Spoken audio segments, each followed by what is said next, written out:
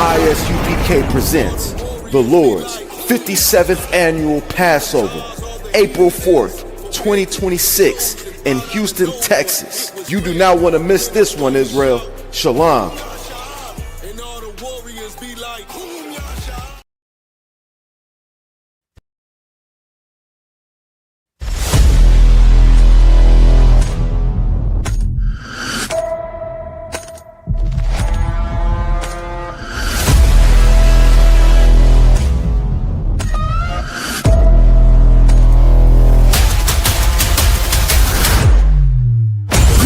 I.S.U.P.K under Commanding General Yahanna presents the official itinerary for the 57th Annual Lord's Passover. Kickoff.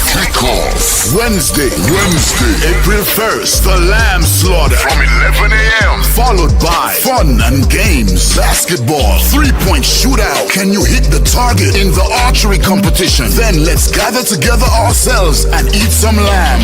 Later that night, the dopest podcasts, the Round Table of Truth, Cross the Line Radio, and Let a Hebrew Speak, all going down from 8 p.m. Thursday, April 2nd, the annual Kiddies Party. It's all going down at Slick City Action Park from 1 p.m. to 4 p.m. Followed by Scripture Breakdown class from 7 p.m. with 12 Shield General Mahayim.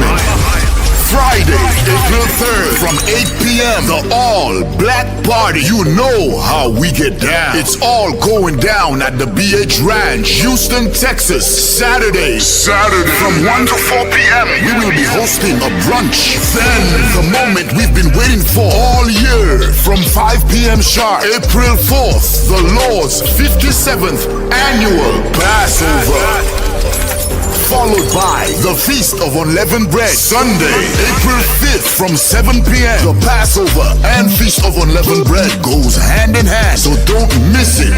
Make your reservations, book your flights and hotels now. An entire week of activities for only $200. Go to ISUPK.com, pay your Passover fee now. Shalom. Hey, listen, brothers and sisters, man, if you like what you hear, hit the subscribe button, man. Subscribe to this channel. And also, please, go to ISUPK.com and pay your tithe. Drop me some cash so we can move around this planet like we need to, man, and do the things we need to do. Everyone west.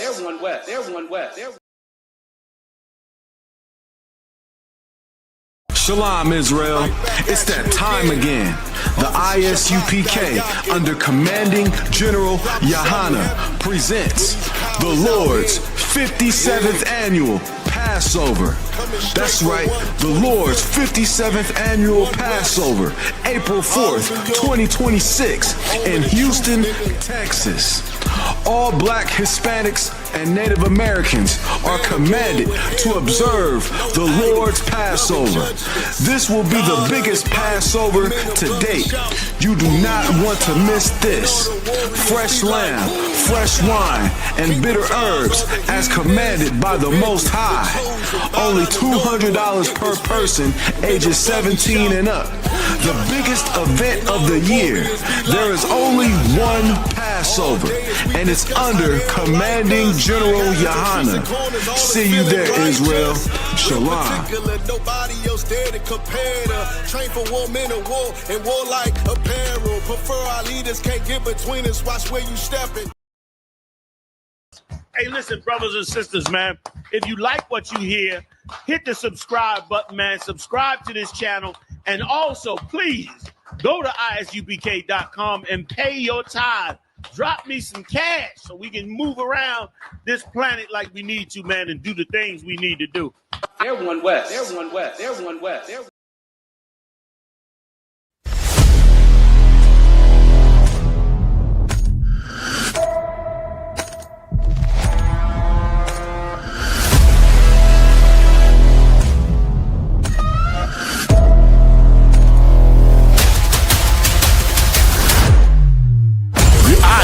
I.S.U.P.K under Commanding General Yahanna presents the official itinerary for the 57th Annual Lord's Passover. Kickoff. Wednesday, April 1st, the lamb slaughter from 11 a.m. Followed by fun and games, basketball, three-point shootout. Can you hit the target in the archery competition? Then let's gather together ourselves and eat some lamb. Later that night, the dopest podcasts, the Round Table of Truth, Cross the Line Radio, and Let a Hebrew Speak. All going down from 8 p.m. Thursday, April 2nd, the annual Kiddies Party. It's all going down at Slick City Action Park from 1 p.m. to 4 p.m. Followed by Scripture Breakdown class from 7 p.m. with 12 Shield General Mahayim. Friday, April 3rd from 8 p.m. the all-black party. You know how we get down. It's all going down at the BH Ranch, Houston, Texas. Saturday from 1 to 4 p.m. we will be hosting a brunch. Then the moment we've been waiting for all year from 5 p.m. sharp, April 4th, the Lord's 57th Annual Passover. Followed by the Feast of Unleavened Bread. Sunday, April 5th from 7 p.m. The Passover and Feast of Unleavened Bread goes hand in hand, so don't miss it. Make your reservations, book your flights and hotels now. An entire week of activities for only $200. Go to ISUPK.com, pay your Passover fee now. Shalom.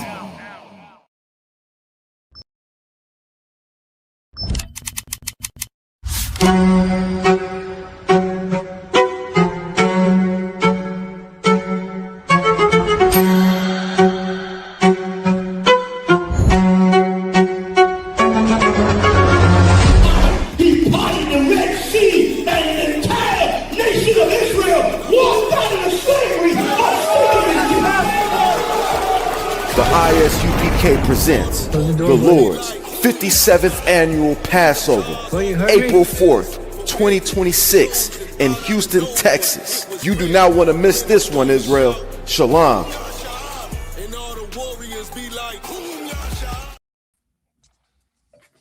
Most High Christ, let's clap it up.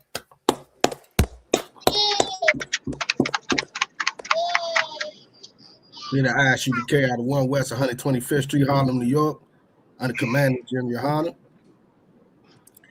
We're not affiliated with any other Israelite groups or Christian organization. We're not the Black Panthers, we're not Muslim, you know what I mean? We didn't just celebrate Ramadan and then go right back to business, sinning and doing selling drugs, everything that most of the people in the world do. And when we say in the world, we mean everybody. Everybody's Christian with us, you know what I'm saying? Because we actually follow the commandments, you know what I'm saying? As we all should do. That's why we're here today. Teach everybody not to act like the heathens, you know what I mean? Not to wear the mark of these beasts. That's the title of the class today, you know what I'm saying? The beast and his mark, you know what I mean? Learn a little and all about them, you know what I mean? Yeah, we don't affiliate with any of them. Since 1969, we've been teaching the truth of the Bible that the so-called Blacks, Latinos, Native Americans are the true ethnic Jews of the Bible, and that the white man, the beast, is the devil that the Bible speaks of. The Bible calls him many things, and we're going to learn more about just that term because it's not just him, you know what I mean? But I'm priest and officer, Shapat Dayak, you know what I'm saying? To the who we got in here with us. You know what I'm saying? We got newly raised Trooper Izan in here. You know what I'm saying? We got Trooper Nasawan in here. You know what I'm saying? You know, we've been holding heavy ever since they came into the school. You know what I'm saying? Give yourselves a hand. Outside in Christ. Who else? Well, we got the comments. You know what I'm saying? We got your choir in here, always checking in from the slave. That's what I'm talking about. You know what I mean? Use that time, you know, for your own self. You know what I mean? Most High Christ. We got Simba 1 West up in here. Simba, we said Happy New Passover, Israel. That's not a custom of ours to say happy anything. You see what I'm saying? Just to let you know, we don't say Happy New Passover like Happy New Year. You know what I'm saying? That's a custom of the heathens to say happy this and happy that. You know, we bring in the Passover to remember what the Lord did for us. You know, the actual New Year, you know, what's today? The day is, let's see, Passover's on the 4th. It's a 31st, I believe. So maybe, what is that, the 21st or something like that? Would have been the day of the New Year. But it's not our custom to celebrate a New Year and say Happy New Year or anything like that. You know, we just bring in the Passover. We don't say, like they say, Eid Mubarak and all this, and Ramadan Mubaraks and all that. You know, we don't do all of that. We just bring it in. We make sure we gather together, you know what I'm saying, for the Lord's Passover where he freed us out of captivity. Matter of fact, let's get a Passover in hand. You know what I'm saying? The Lord and the Passover in hand. We about to, I see Nasawan on his way down there right now. You know what I'm saying? I know he got the whole crew. You know what I'm saying? Look, check this out. He's so righteous. He brought the whole crew with him. You coming. We in the truth. We going to Passover. You know what I'm saying? That's right, Nasawan. You know what I'm saying? Azar coming down. You know what I'm saying? First Passover for you, right? Look. Con, I don't want con. Oh yeah, the Most High Christ. Look. You get. I can imagine what you about to go through. You just gonna be looking around like you in it. Like, I'm just saying, like a kid in the candy store, like not candy store, but a toy store. Like, hold on, I can do that, and hold up, I can. What? What is he wearing? Oh man, hold on. We do this too. You about to learn our culture like it's no tomorrow. You know what I'm saying? And get the rest of whatever mark of the beast was on you. You know what I'm saying? Just seeing our culture for the first time. I remember my first Passover, like it was shedding off of me heavily. You know, all that worldly. They're like, dang, look at this right here. I actually had a problem a little bit with the attire, the garments, you know, the war garments. I didn't exactly like them, you know what I mean? But as I start seeing how we do it, I'm like, look at all the flavor that we doing. Damn. Look at that. That doesn't look bad.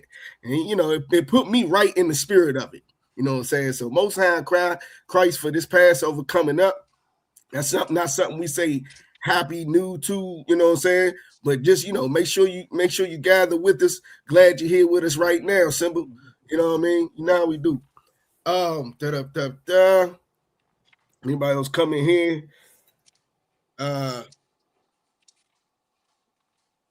Nazamana. I don't be know if I'll be saying your name right. It's Nazamana. You know what I'm saying? Nazamana been here with us. You know what I'm saying? Most High Christ.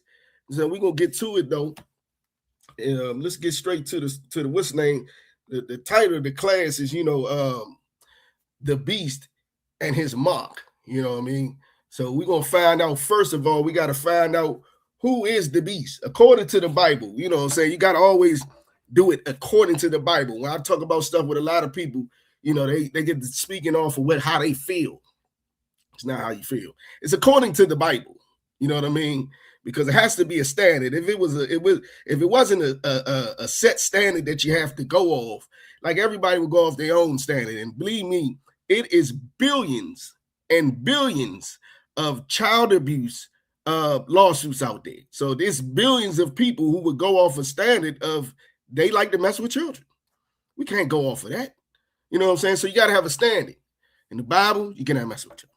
You know what I'm saying? That's usually how you catch them up to when they want to act on their own. Well, do you think it's okay to mess with children? You know, and they usually freeze up right there. You get them. But with all of these are actions of the beast. You know what I'm saying? We find out who the beast is. Let's start with the book of Ezekiel, chapter 34, verse 8. Let's go straight there. Let me get there with you. In fact, I got the computer right in front of me. What am I doing? Anybody who got it, just go right on ahead.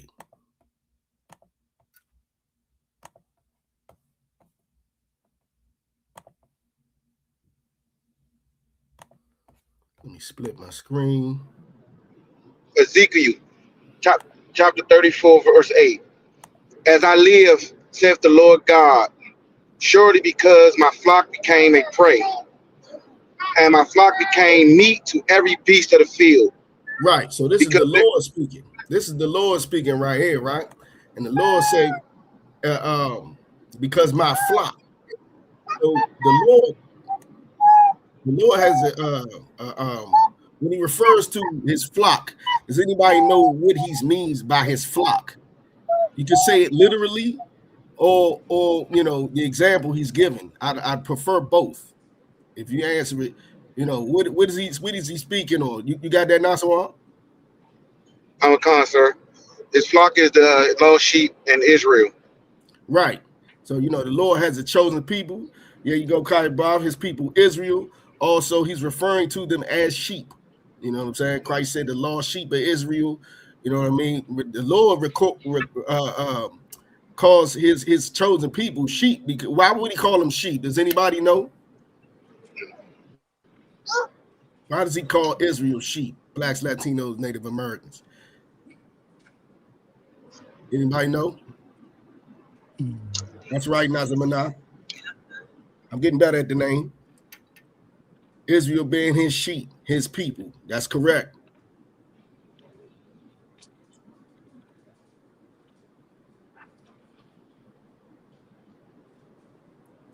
The question, Gibbo 5 star.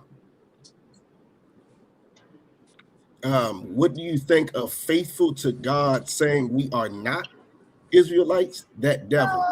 I don't know who faithful to God is. If you probably could type in there, but like if he's a devil, I mean, we if you being here in class, you know that we teach that the devil means liar. And if you're already calling him a devil, you believe him to be a liar. So I wouldn't go off of anything he speaks on. I wouldn't even concern myself with it. You know what I mean? But the water for the comment, the question, you know what I mean? So I was at with the flock. So does anybody know why he says Israel is he refers to us as sheep? No, I give it to him for time's sake, because we need a shepherd. Without a shepherd, we are lost, just like Christ said. And what we got here in these times, well, pretty much since back then too, our leaders always lead us astray. They don't work for us. They sell us cheap. And because we don't have shepherds who lead us the right way, we are always lost, like sheep would be. You know what I'm saying? So that's what it was. Nazamana, we are to follow him. Yeah, but like he calls us that because we need a shepherd. And our shepherds have let us down, so you can see we're lost like sheep would be without a shepherd. You know what I'm saying? So back to what you was reading, Nasawan. Because there was no shepherd, either did my shepherd search for my flock. Hold on. Verse 8. I'm a con, sir. Want me to start over, sir? You can start over. Sure. As I live, say, Shalaki, sir. As I live, say the Lord God, surely because my flock became prey, and my flock became meat to every beast of the field. To every what? Because beast became meat to every beast of the field. Now, if the Lord's sheep, his flock, what we already said is Israel, they're people, but they're referred to as animals. Is the beast of the field literal beast, like animals and lions, tigers, and bears eating the children of Israel? Is that the case, sir? Nah. Yeah, that's right, Zabalawan. That's not the case here. You know what I mean? But so if it found out, keep going with that verse and finish that verse out. Became meat to every beast of the field, because there was no shepherd. Neither did my shepherd. Lie, sir. Keep going. Neither did my shepherd search for my flock, but the shepherds fed themselves and fed not my flock. Now, who would be the shepherds in this case right here? I just said it, but go ahead, Azan. It would be the other nations, other people with their ideas. No. You got it, Nasawan? It would be the black leaders like Martin Luther King, people like him, the black leaders.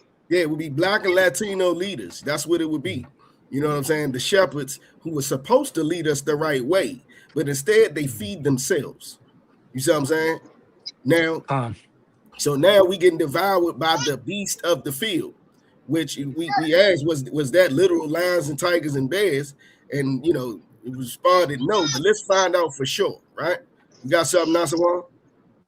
So, like I said, would that be the Christian pastors too? Yeah, that's what we're talking about. Black leaders, religious, black religious leaders. You know, our leaders. You said Martin Luther King and all them, so I figured you meant pastors and all them. So that's the end of that. That was the end of 8, sir. Okay, you drop down to verse 28.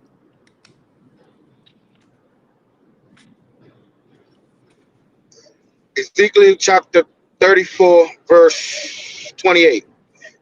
And they shall no more be prey to the heathens. They shall no. First of all, who is the they right there? Anybody know? Israel, sir. Let me call on you. Yeah, that's correct though. The they is Israel, just like, and we in the same chapter as we read verse 8. So in verse 8, it said, my flock have become meat. They have become meat. So they had just became meat. So read that from the top again and tell me what's the difference from then and now. Then and right then. I mean, then in 28. Read 28, sir. 28 from the top. And they shall no more be a prey to the heathens. Right. So it said they shall no more be prey to the heathens. So what is it saying different right there from verse 8?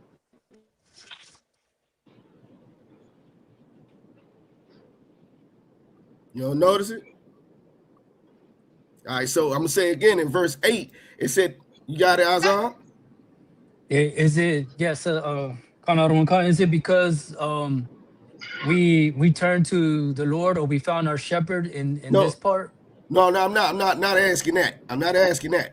That's how I'm saying. It said in verse 8, it said Israel, the flock, had became meat, a prey to the beast of the field, right? They became meat and prey. In this verse, it says they are no longer. Can you read it from the top? I just gave it to you. And they shall no more be prey to the heathens. Right. So now you can notice this is the same chapter. So now it's letting you know we're past that part. It's no longer that time. Now in this part with the vision that Ezekiel was given, he sees that Israel is no longer a prey to who? Who does it say in verse 28? The heathens. And what's a heathen? Anybody know? Anybody know what a heathen is? Isaiah, you got him? People outside of Israel. People. Every other not our people. Yeah. Not our people. Every other people, all the other nations, everybody else except for blacks, Latinos, blacks, Latinos, Native Americans, West Indians, and Haitians. If you're not one of them, you are a heathen. How you like it? You're a heathen. You know what I'm saying? Now, if blacks, Latinos, Native Americans, West Indians, and Haitians are acting like them, we tend to, the Bible sometimes has them being called a heathen because they're acting like that. They in that culture. They wearing that mark of them. You see what I'm saying? So now it says, so you said heathens were people, right? So what did we learn different from verse 8? In verse, what you got? What you got now? That the beasts are the heathens. They are people. They are people. The beasts are people. They're not literal lions and tigers. You know what I'm saying?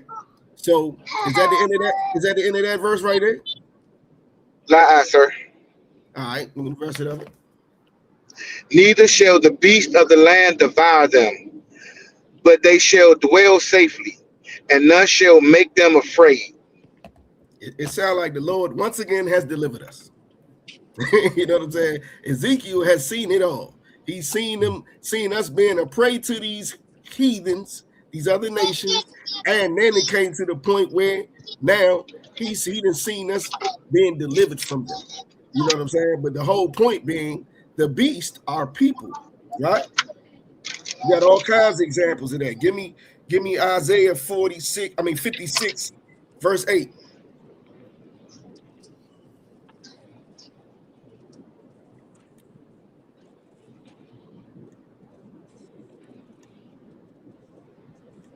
Like, sir, what was that again, Isaiah? 56, verse 8. I have it, sir. Go ahead when you got it. It's the book of Isaiah, chapter 56, verse 8. The Lord God, which gathereth the outcasts of Israel, saith, Yet will I gather others to him, besides those that are gathered unto him. Keep going. Verse 9. All ye beasts of the field come to devour ye, all ye beasts in the forest.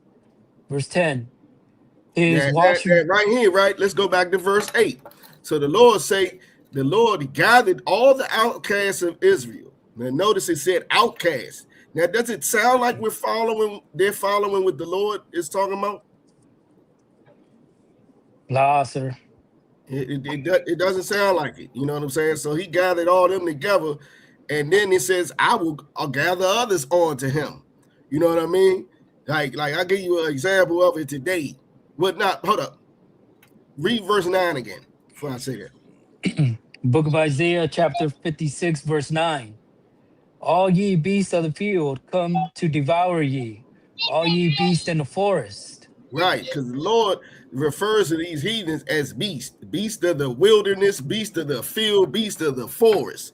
You know what I'm saying? Now, like I said, to give you an example of it today. Like he gathered us all together, you know, at the outcast, you know what I mean? And he didn't put others beside us. Then he goes straight into ye beasts of the field come to devour. Let you know that the Lord is the one who put these heathens on us. You see what I'm saying? You're not doing what the Lord said to do. You're going to come up short because the Lord, he uses these heathens as our whipping stick. You see what I'm saying? These beasts, he uses them. You know what I'm saying? Give you a good example of that. All you got to do is go outside and go to the latest shopping center, the closest nearest shopping center, shopping area where you at. And you'll see beasts devouring us. You're going to see the Chinese cooking chicken. You're going to see the Arab man with the tobacco shops. You know what I'm saying? That liquor store, they killing with the liquor store. Like, why don't we own the liquor store? They got, at least we don't even own one of them. It's 20,000 of them in the neighborhood. We don't own one of them. They got the gas station. They got that sold up, got that on lock, where they selling all of the paraphernalia that you need for all the drugs that these beasts put in our neighborhood. You know what I'm saying? They would devour you in a minute. Look, and then when the property value get too low, he gonna gentrify that. You know what I mean? You're gonna gentrify that and start the cycle over and over again. We've been gentrified so many times throughout history. You know what I mean? But that's an example of these beasts devouring us. You know what I'm saying? Keep going to verse 10. Come. Book of Ezekiel, chapter 56, verse 10. His watchmen are blind. What's the watchman? Isaiah, what's the watchman? His watchman. First of all, who's the his in this right here? I would say the Lord, sir. The Lord's watchman. I mean that I can take that. I can take that. That is true. That is true. But when you to be more on point, Israel is the his right here. So go ahead. His watchman. What's the watchman, Azan? Meaning his children. It's literal. Sons. It's literal. The word is very literal. His watchmen. What is that? His guards. The ones who are supposed to be warning. the watching, like what back in the day, they used to have somebody on the tower just looking out. That's a watchman. You know what I'm saying? Even criminals, you know, say this, sit right here and watch out. That's a watchman. You know what I'm saying? I don't condone anybody being the watchman for a crime. Just let you know. His lookouts. Yeah, that's right. His watchmen, go ahead. His watchmen are blind.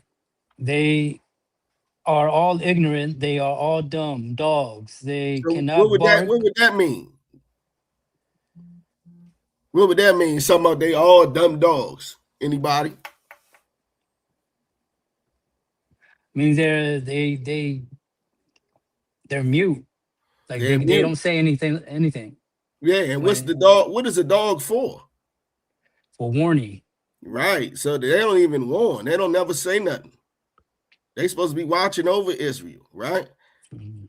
But like in verse 9, these beasts are coming and devouring. The Lord put them on them, and the watchmen don't even say nothing. Who are the watchmen in real time? Who are the watchmen? Disobedience to the call. I wouldn't say disobedience. Oh well, yeah, you can say that because if that's their calling, I get what you're saying. Fiery furnace. So if that is their calling to be a watchman and they not doing it, that is being disobedient.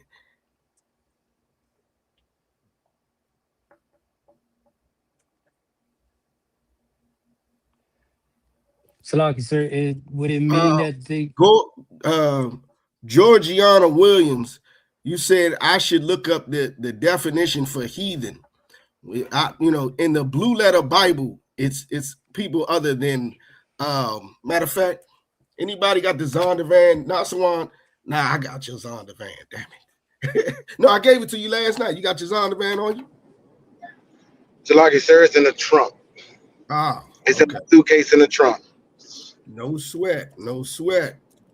Can anybody look up heathen in the Zondervan Bible Dictionary? If not, I got it.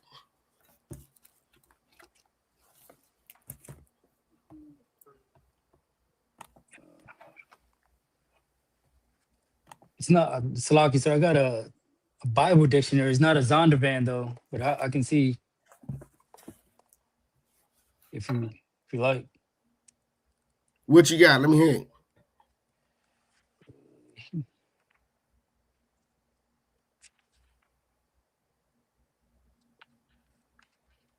I thought you had it. Commentary. Let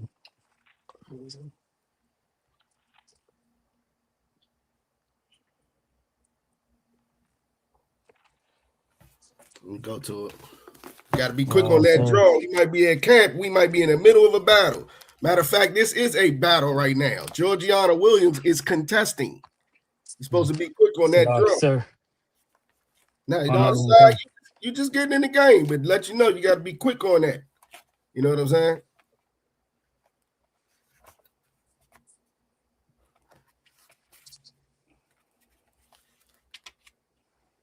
Still ain't got it? It's not in the dictionary that I have. It's not a Zondervan. That's no why. Sweat. No sweat. I'm going to look it up right quick.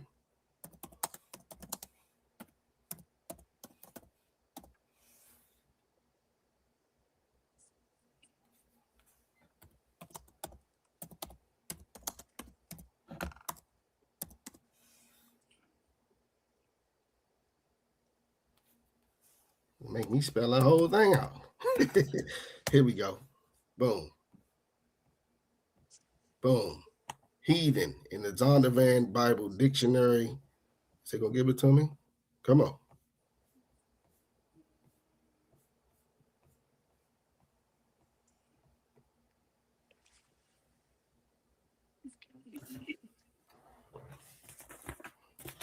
All right. Try to do with it. That's what I get for trying to mess with the computer. I got the Zondervan right here in front of me. Messing with this computer, man. Yeah. That's what happened.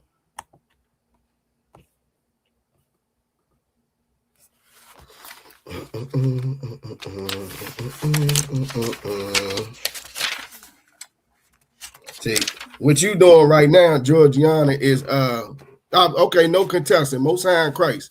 But when you looking up the heathens version of heathen, they're not gonna tell you the truth. I found a definition, sir. In the Zondervan, It's a Google search. I've typed in. that's the same thing as what Georgiana did. You know what I'm saying? Let me just go ahead and find it real quick. What's crazy is I need some more light too. Salaki, real quick.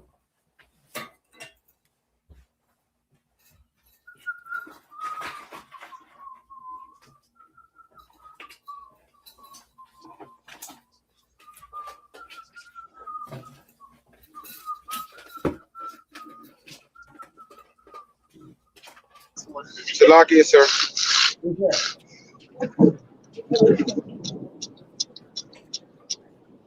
What you got? Is this reference to nations, people, or individuals who do not worship the God of Israel, often synonymous with pagans or Gentiles? That definitely works. That definitely works. Because basically, heathens are not Israel. You know what I'm saying? They're not Israel at all. You know what I mean? I still want to give you the Zondervan version. Go back one time.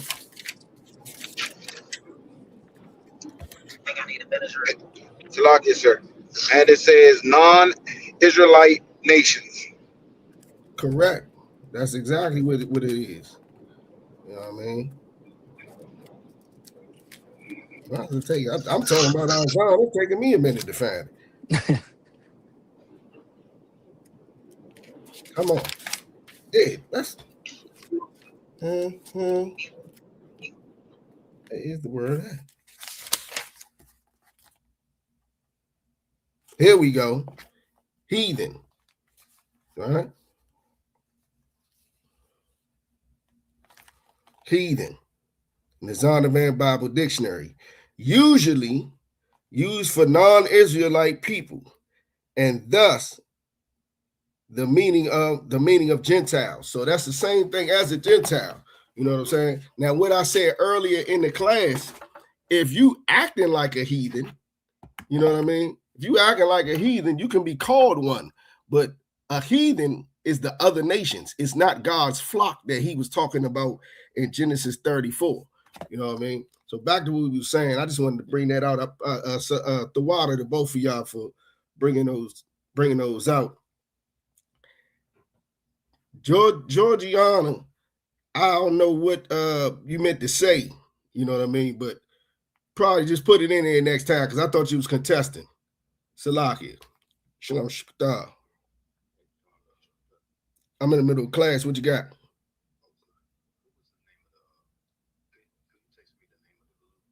No sweat.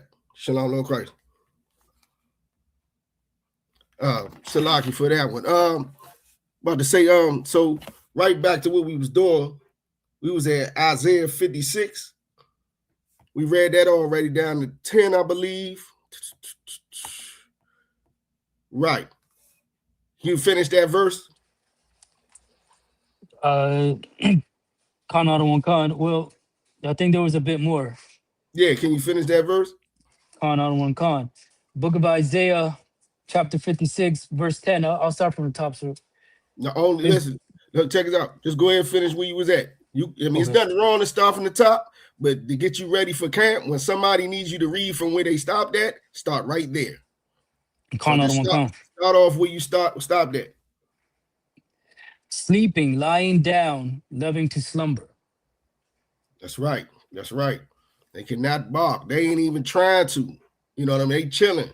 You know what I mean? Give me the book of Isaiah 43 and 20. You know what I'm saying? Right now, we're just running out, how the Bible describes these beasts, who the beasts are.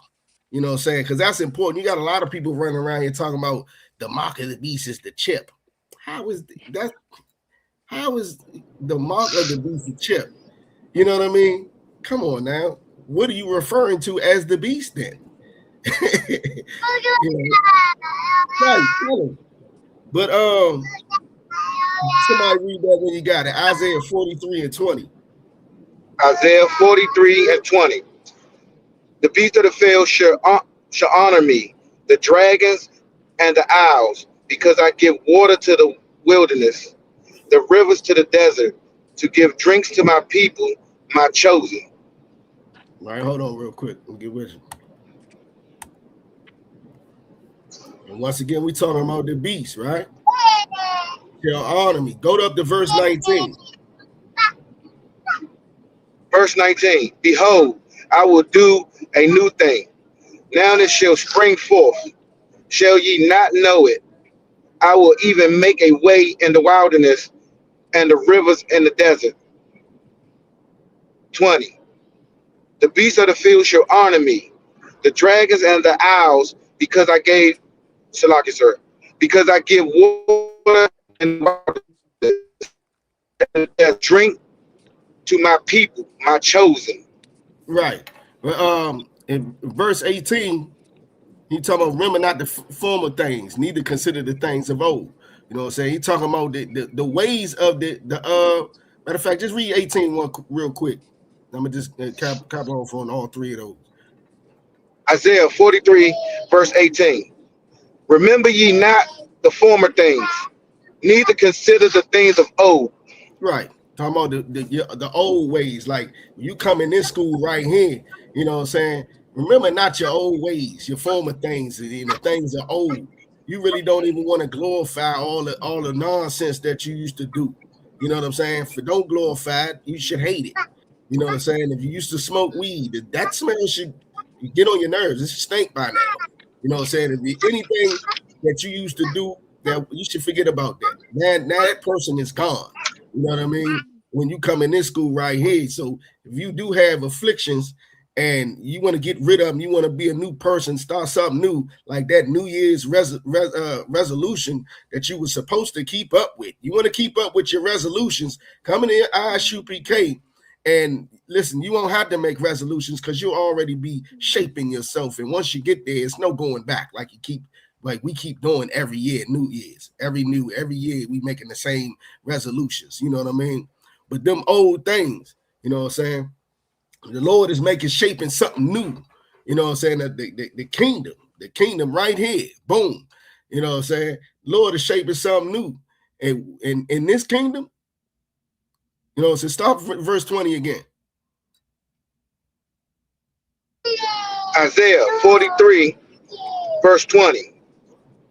The beasts of the field shall honor me, and the dragons and the right here, the beasts are going to honor. They don't do anything that the Lord said, to the point they got us not following the Lord. In this kingdom here, they're gonna honor the Lord. It ain't gonna be no more Buddha or white Christ or none of that garbage right there. All these pagan gods that they got in these rituals and holidays, they're gonna celebrate the Passover.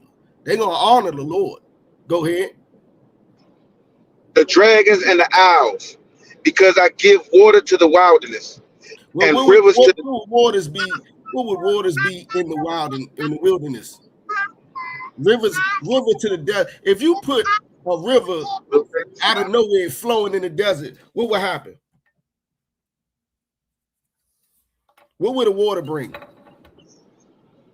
Anybody? Life, sir. Life, exactly. It will bring life. The Lord will bring life. What did Christ say sin was? It's so bad. Transgression of the lawsuit. Let me call on you, but that is true. But what did Christ call it? Go ahead, Nasawal. Death. He called it death. So you know, sin is transgressing the Lord's law, statutes, commandments. You know, Georgiana, it was the opposite. He called it death. You know what I'm saying? He called sin death. But I guess I don't know if you're jumping ahead. But yeah, good answer. I'm gonna say good answer anyway. But so in this case, the water being life, what is the water? in this new thing that the Lord, this new thing which is would be the kingdom. What is the water? If sin is death, what is the you just answered said, you got your hand up. Go ahead. The truth, keeping Hey, the sir. law. Oh, Yeah, the law, statutes, and like it. commandments. That's what that would be right there. You know what I'm saying? In the kingdom, you're gonna follow God's laws. You know what I mean? Yeah, that was correct, Georgia. I figured so. You just responded to the water because I think I did ask that at one point. The water. Da-da-da. So go ahead, start from the waters in the wilderness and go ahead. And the rivers in the desert to give drink to my people, my chosen. Right. So so we can, they're not literal drink, but if you getting this water right here, you won't thirst, you won't have a need like that. And once again, he says, my chosen. You know what I mean? But eating the beast, the Lord, I'm just letting the Lord refers to these other nations as the beast. The beast are these other nations. You know what I'm saying? In the Bible, all throughout the Bible, it refers to them as that. You know what I'm saying? That when we talk about the mark of the beast, is really talking about a main beast. Give me Genesis 3:1.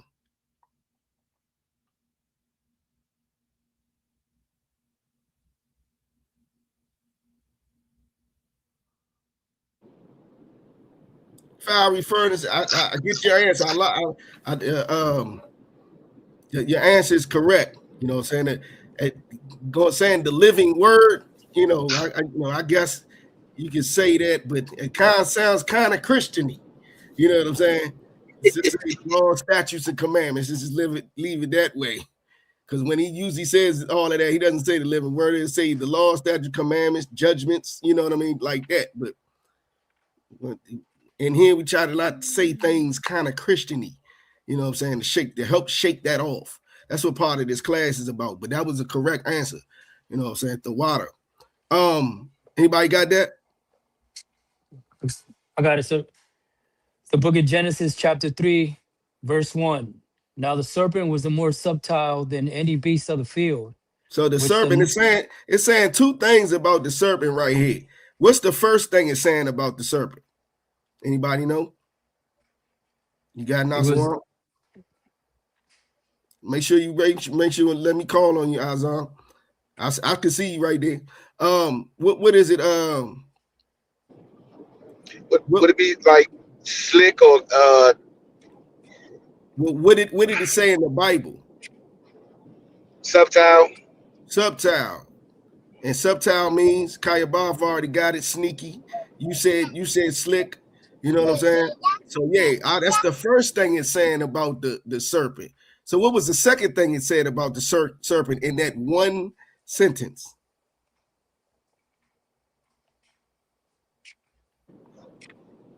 Got Nasawan? He was more subject to any other beast, so he was a beast too. Right. It's also saying he was a beast of the field. You see what I'm saying? And as we just went through in Ezekiel, if you're joining in late, we just went in Ezekiel 34, verse 8 says, Israel became a beast, a prey to the beast of the field. And in verse 28 in the same chapter, it said that Israel is no longer a beast to the heathens. So that would instill that the beasts of the field are heathens, which are people.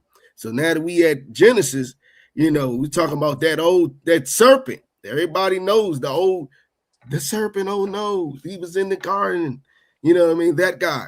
So we already brought out he was real sneaky, slick, and he was also a beast of the field. But how subtle did it say he was, Nasser? More. He was more subtle than any beast of the field. So you could put together, saying, who right here, pretty much, who's out of it besides Black Latinos, Native Americans, West Indians, and Haitians, that being Israel. All these other people in the world, who's the most sneaky and conniving?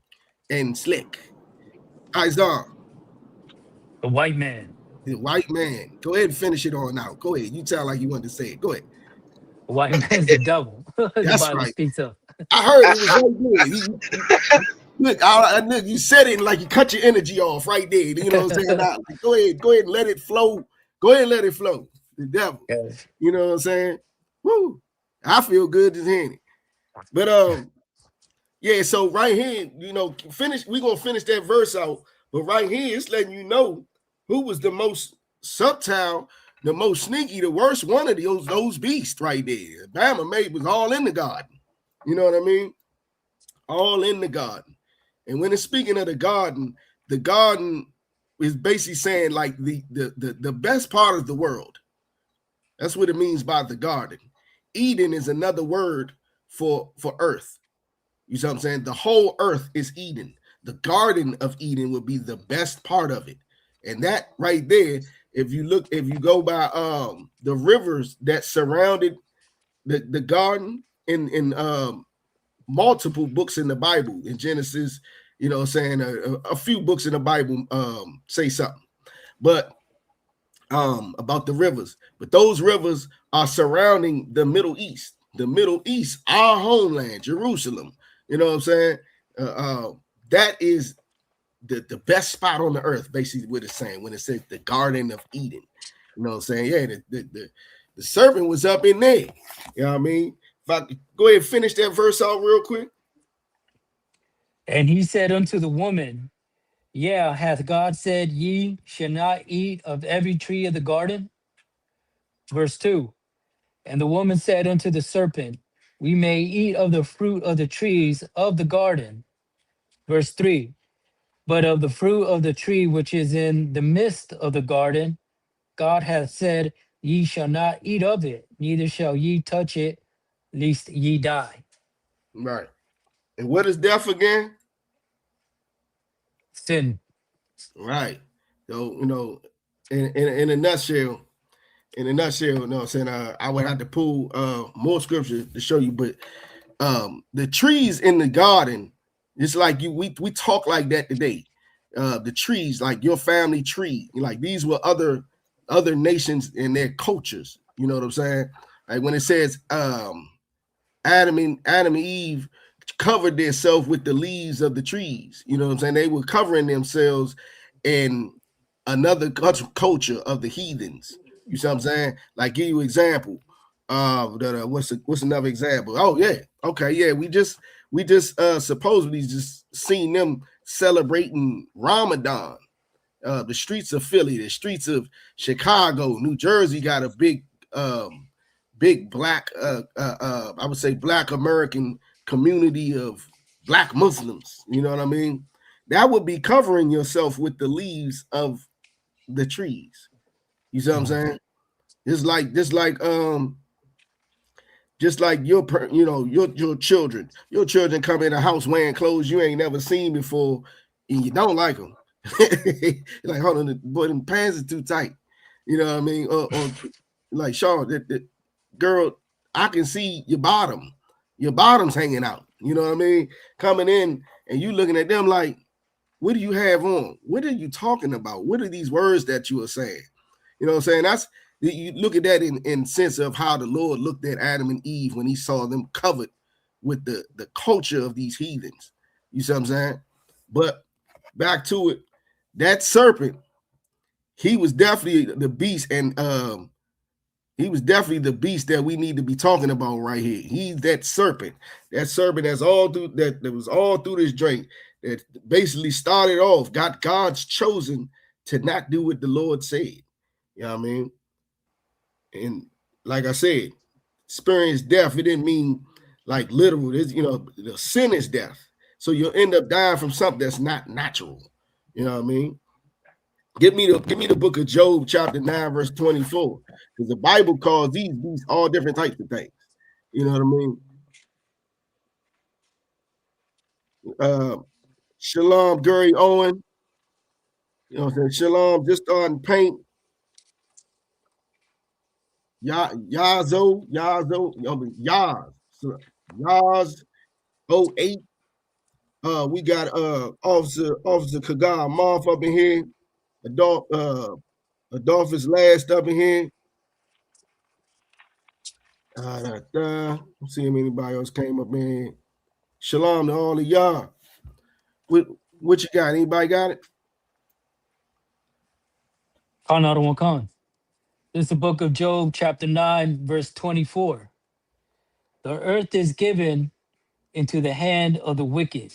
All right, so the Bible's talking about the wicked. Though y'all know, y'all who been in class all the time, you done heard this. Over there, we should be able to fly straight through this. It said, if you didn't already know who the wicked is, by that part right there, the earth is given into the hand of the wicked. So that means that the first of all, it said it was given to. They didn't take it. They didn't earn it. It was given to them. And who can give the earth? Naswan. The Most High. The Most High. Let you know. The Most High is the one that'll put them on us. Like we read earlier. You know what I'm saying? The Most High is the one that sits these beasts on us. You know what I mean? Come devour. You know, so the Most High gave them the earth. That's how they was able to get over top of us and devour, right? So if you didn't know from there, you know what I'm saying, you could just look at who runs the earth. And the Bible calls them the wicked. But if you didn't know from there, keep going.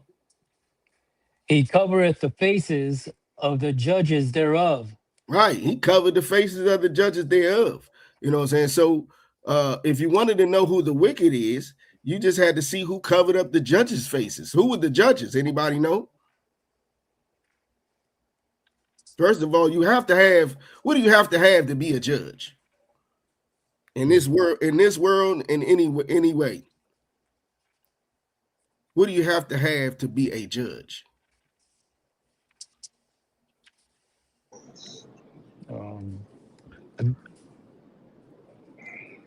What's that? Go ahead, Nasawan. You raise your hand.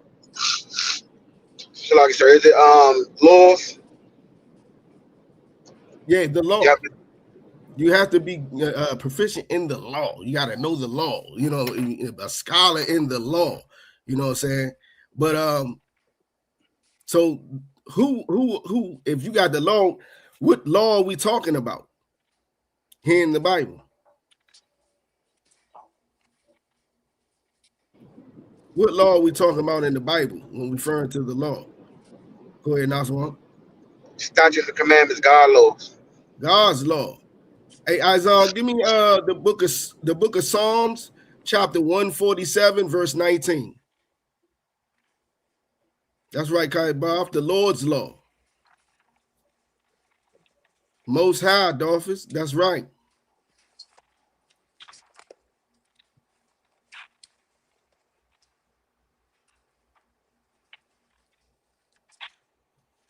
Psalms 147, verse 19. Start right there.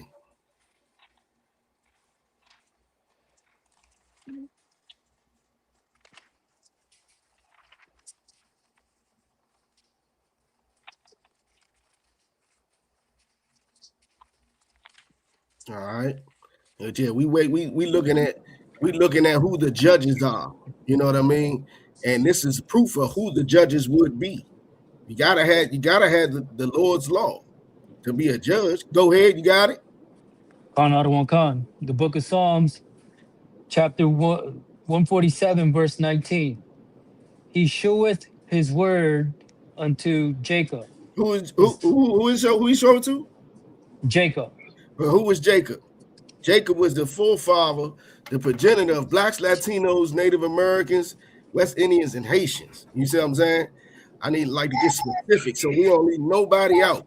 That's who he gave his law to, Jacob. Go ahead. His statutes and his judgments unto Israel. Right, all of it, even the judgments. You know what the outcome is going to be, the punishments, all that onto Israel. You know what I'm saying? Like in the book of Amos, when he say he talking about Israel, and he said, "You only do I know of all the families of the earth. Therefore, I will punish you for your iniquities." He ain't say nobody else. Israel only knows his judgments, right? That's why our oppressor can be the biggest unaliver, you know what I'm saying, running around here just starting wars just so he can hide the fact that he is a child abuser. You see what I'm saying? You know, they believe me. Jeffrey Epstein, he was a Jewish man. Why do you think Trump's so eager to help Israel? Yeah, his Epstein's government was Israel with the Israelis. You see what I'm saying? But they can be the biggest unalivers, drug dealers, all that. And you know, it seems like they're on top. Like, you ever wonder how they rule? They run in the world, but they the most wicked, crazy people, you know what I'm saying, that you could ever find. They don't do nothing the Lord said, right? Well, that's because the Lord is punishing us. Look what we are, trying to be like them. You know what I mean? Go ahead, go to verse 20. Verse 20, the book of Psalms 147, verse 20. And he hath not dealt so with any nation. Right, he ain't And dealt with as nobody else like that. He don't even get down with nobody else like that. He don't really care about them, tell you the truth. You know what I mean? Not even it. He don't care about them enough to punish them. You show me a parent that don't punish or do nothing to their kids, they don't give a damn about them. You know what I'm saying? Let you know that they not the Lord's kids. You know what I'm saying? They not his chosen, his favorite. Keep going. and as for his Salaki, and as for his judgments, they have not known them. Right, Praise ye the he Lord. punishing them. He ain't punishing them for that. You can stop right there on that one. Go back to who had Job 9 and 24.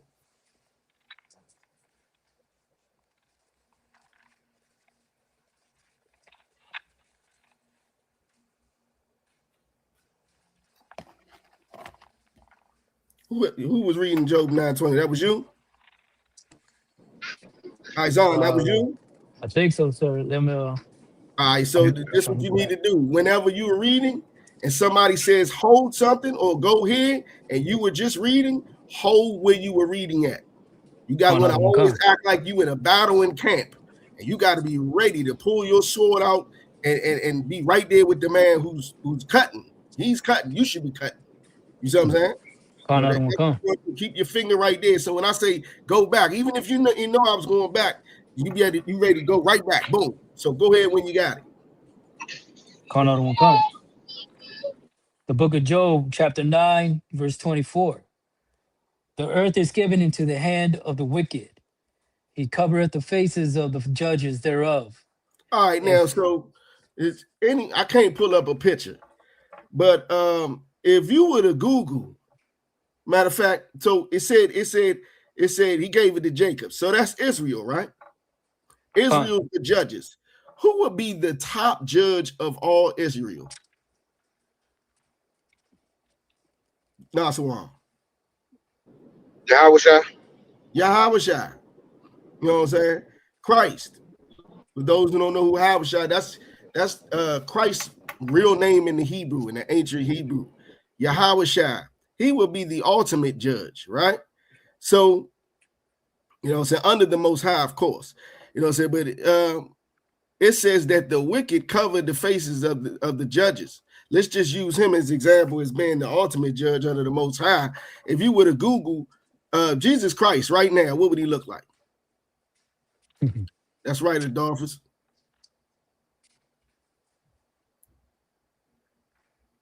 What would he look like? Anybody? Isaiah. He looks like a white man. Yeah, so, a hippie white dude. Yeah. Right. And how does the Bible describe him? Black, sir. All right. And I like how you just went straight to black. And then you didn't even think the brown, burnished brown. Nah, just straight black. You know what I'm saying? He was a dark-skinned man. You know what I'm saying? But so in other words, that means the white man covered his face. As if you were to think of the Jews today. How does everybody think the Jews today look? Isaiah? White, sir. Right. So that we just read that the Lord gave the law to Israel. And all through this Bible, Israel, you know, they described as black, or they say they're black. You know what I'm saying?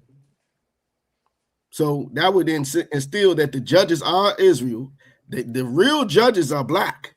But if you look them up today, they're white because their faces were covered by the wicked.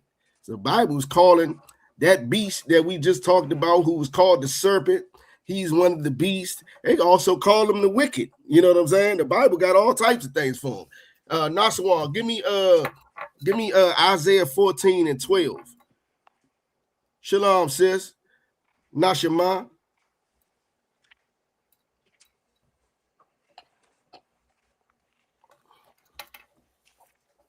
Go ahead when you got it. But this Bible talk all about them. You know what I'm saying? But just know that he is that beast. These heathens are the beast, and there's a main beast. You know what I'm saying? The wicked. Calls him the wicked.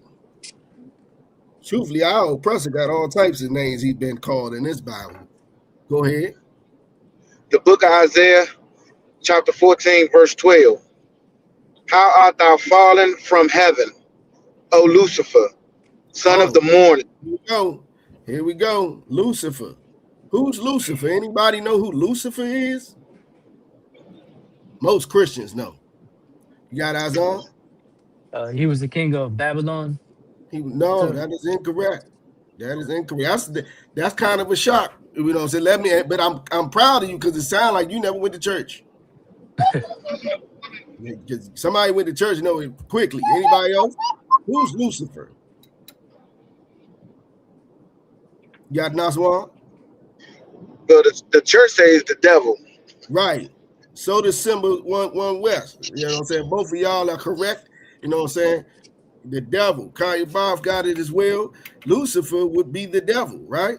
So keep reading. It say have fallen from heaven. Go ahead. O Lucifer, son of the morning.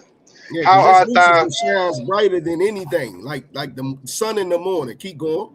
When I say shine bright, like if he was to be on here teaching right now, it'd be 100,000 people in the room. You know what I'm saying? He say something, everybody believe it. You see what I'm saying?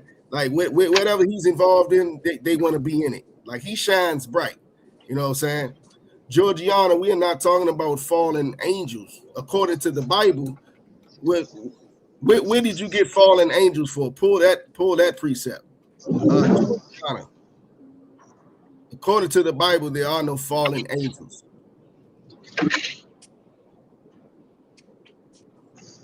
And are you saying that Lucifer in this verse is talking about he's a fallen angel? Answer that for me, because I'll definitely help you out. All right. So right here it said, you know, son of the morning, keep going. How art thou cut down to the ground? Right. Which now, because I'm gonna kind of wait on an official break, but this is Isaiah getting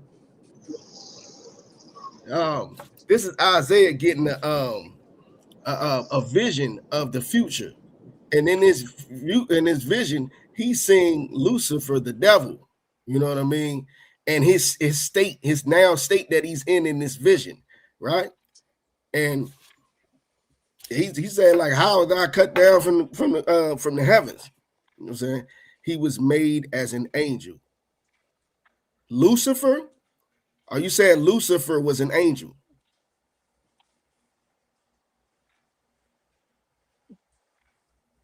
I'll give you a second because I know it's a delay, but I'm about to help you out. I'm gonna help you out in this chapter, and then I'm gonna help you out somewhere else too, because the Bible does not speak of fallen angels. That's the church. The church speaks of fallen angels. So I'm gonna show you exactly what the Bible says, if you would like me to. You know what I'm saying? So he was given a vision of this Lucifer fallen. Lucifer is the devil, right? So keep going. Which did awaken the nations. All right. So yeah, you said okay, Georgiana. So we're just gonna keep following. All right. So now I'm gonna go ahead and say about verse 12. So in verse 12, for time's sake, heaven in the Bible is rulership. It's three ways that the heaven is mentioned in the Bible. It's by rulership. If you looked in the sky, and where the Most High sits in what we call in the school the fourth dimension. You know what I'm saying? Heaven is not a place that you die and you go and sit forever. You know what I'm saying? There's no such thing as heaven and hell as the Christian church teaches it. and I'm gonna help you out with that. So we're gonna keep going. It says Lucifer, he fell from heaven, he fell from rulership in this vision that Isaiah is seeing, and now he's cut down to the ground, which did weaken the nations. Did it say that at the end of 12? Read the end of 12. Okay, so it weaken the nations. Nation in the Bible is races. So I'm saying kingdoms is countries. So this Lucifer went to like every race and weakened them. You see what I'm saying? So keep going after that. Verse 13. For thou hast said in thy heart, I will ascend into heaven. I will exalt my throne above the stars of God. Right. So this Lucifer saying he gonna put himself on top. You know, so that was in his heart the whole time. You know what I'm saying? It was like, how have you fallen from this? You said you thought you was going to be on top of everything. You're going to exalt yourself above the stars of God. Does anybody know what the stars of God is?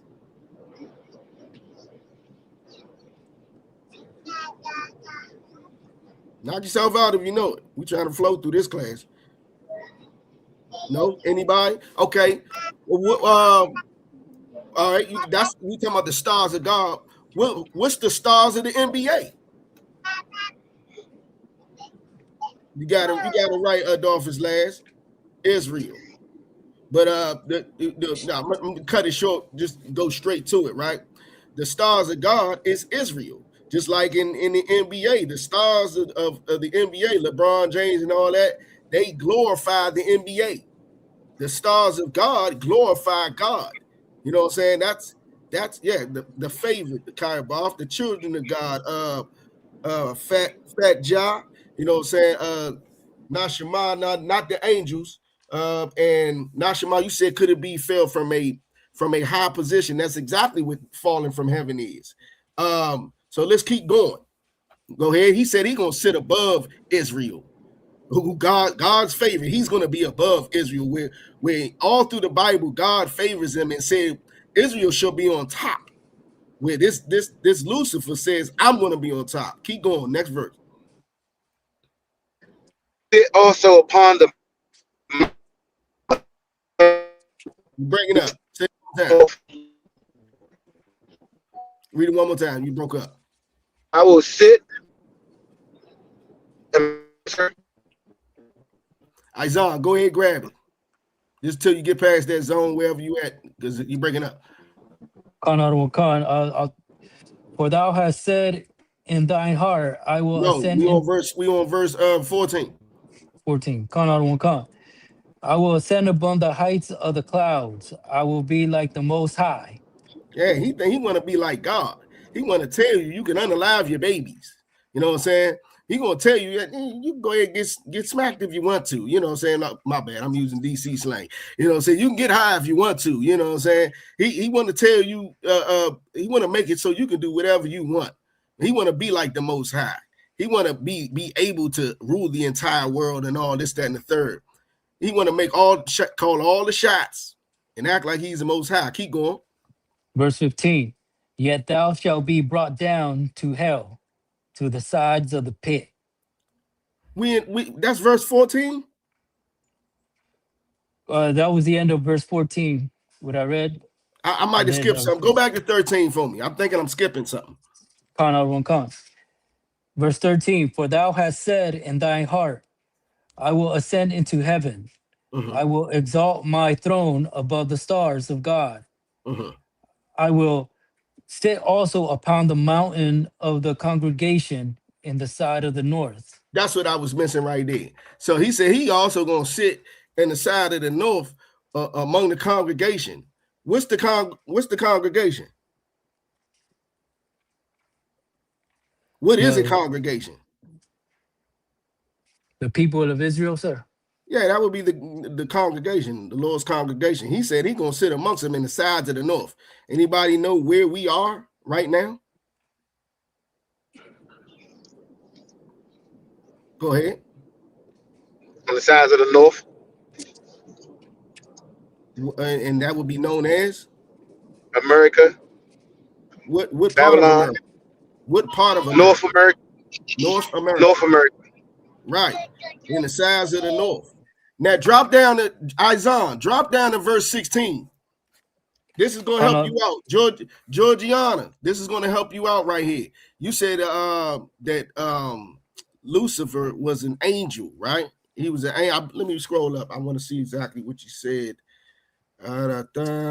So you was like, he was made as an angel. Lucifer, that's what you said. Lucifer was made as an angel, and he had fallen. He was a fallen angel, right? So read verse 16, somebody. Isaiah, go ahead. Book of Isaiah, chapter 14, verse 16. They that see thee shall narrowly look. Hold up. You can see Lucifer the devil. I'm talking to you guys, huh? Oh, can you see Lucifer the devil? No, sir. Hold on, read that again. They that see thee shall narrowly look hold on, who upon are we thee. talking about? Who are we talking about? Who's the topic Lucifer. of discussion? Lucifer.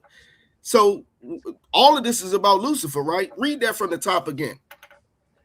They that see thee shall so you narrowly. Can see Lucifer? Come. That's what the Bible say. Keep going. Read it from the top. They that see thee shall narrowly look upon thee. Stop right there. This is how you narrowly look upon somebody. Like, go ahead. And consider thee, saying, is this the man that made the earth? Is this the man? Is this the what? Is this the man? Hold up. Lucifer's a what? Man. Lucifer's a man, according to the Bible. Georgiana Williams. The Bible says Lucifer, the devil, is a man. Right? Keep going. Is this the man that made the earth to tremble? Now let's recap a little bit. Isaiah seeing the vision, and he like, how have he fallen from rulership from heaven? He was living good. Now he down on the ground. The one who said that he in his heart he was gonna be above God's stars. He forget Israel. I'm gonna be on top in North America. That's a prophecy too, right there. North America. You know what I'm saying? Then come to find out, in this time, the kids, or let's just think of our grandkids narrowly looking at them like, is this the man? You know what I'm saying? I like to use Method Man. Anybody ever seen Belly? When he was like, is this the illest nigga in Nebraska? I like that. I like the vision that when I read this right here. Is this the man who caused the earth to tremble? We were scared of him. This Lucifer. He's a man, and we were scared of him. That caused the earth to tremble. Drop down to verse 21. Verse 21. Prepare slaughter for his children. For the iniquity. Hold on. Listen, you gotta hold on. You're gonna learn when to stop in a couple years. You're gonna know exactly when to stop reading. But it says prepare slaughter for his children. Who we talking about again, Azan? Lucifer. Right. And it says prepare slaughter for his children. What did the children do? I don't know. Let's read one more forward. Don't read too much. Go just a little bit. Go ahead. For the iniquity of their fathers. What's iniquity? Anybody? Their wrongdoings. No. Yeah, you're right. They're crimes. You're right. My bad. I was quick on the draw. You know what I'm saying? They crimes, they wrongdoings, their iniquities of their what? Of their fathers. Right. So now let's go back. We're talking about who again? Lucifer. And Lucifer, from according to reading verse 21, Lucifer has what? Read it again. From 21, sir. Yeah. Prepare slaughter for his children. So Lucifer has what? Children. And he's a what? A man. He's a man that has children, right? Huh. And what else does he have in this verse? Keep reading. For the iniquity of their fathers. For the iniquity of their fathers. So Lucifer, the man, has children in what? Right there. You just read it. Iniquity. Yeah, he's done some iniquity, but now we talking about what he has. Read it right there. After children. Read it again. For the iniquity of their fathers. So Lucifer is a man. He has children and what? And fathers. And fathers. Now, what's the word before fathers? There. What does that imply? If it's their fathers. Nasawan. Multiple, more than one. More than one. It's more than one of Lucifer. That's what it's saying. You know what I'm saying? It's more than one. You got it right, Kayabov. Sins of their fathers. You got that Nashima sins, and they said the man of perdition.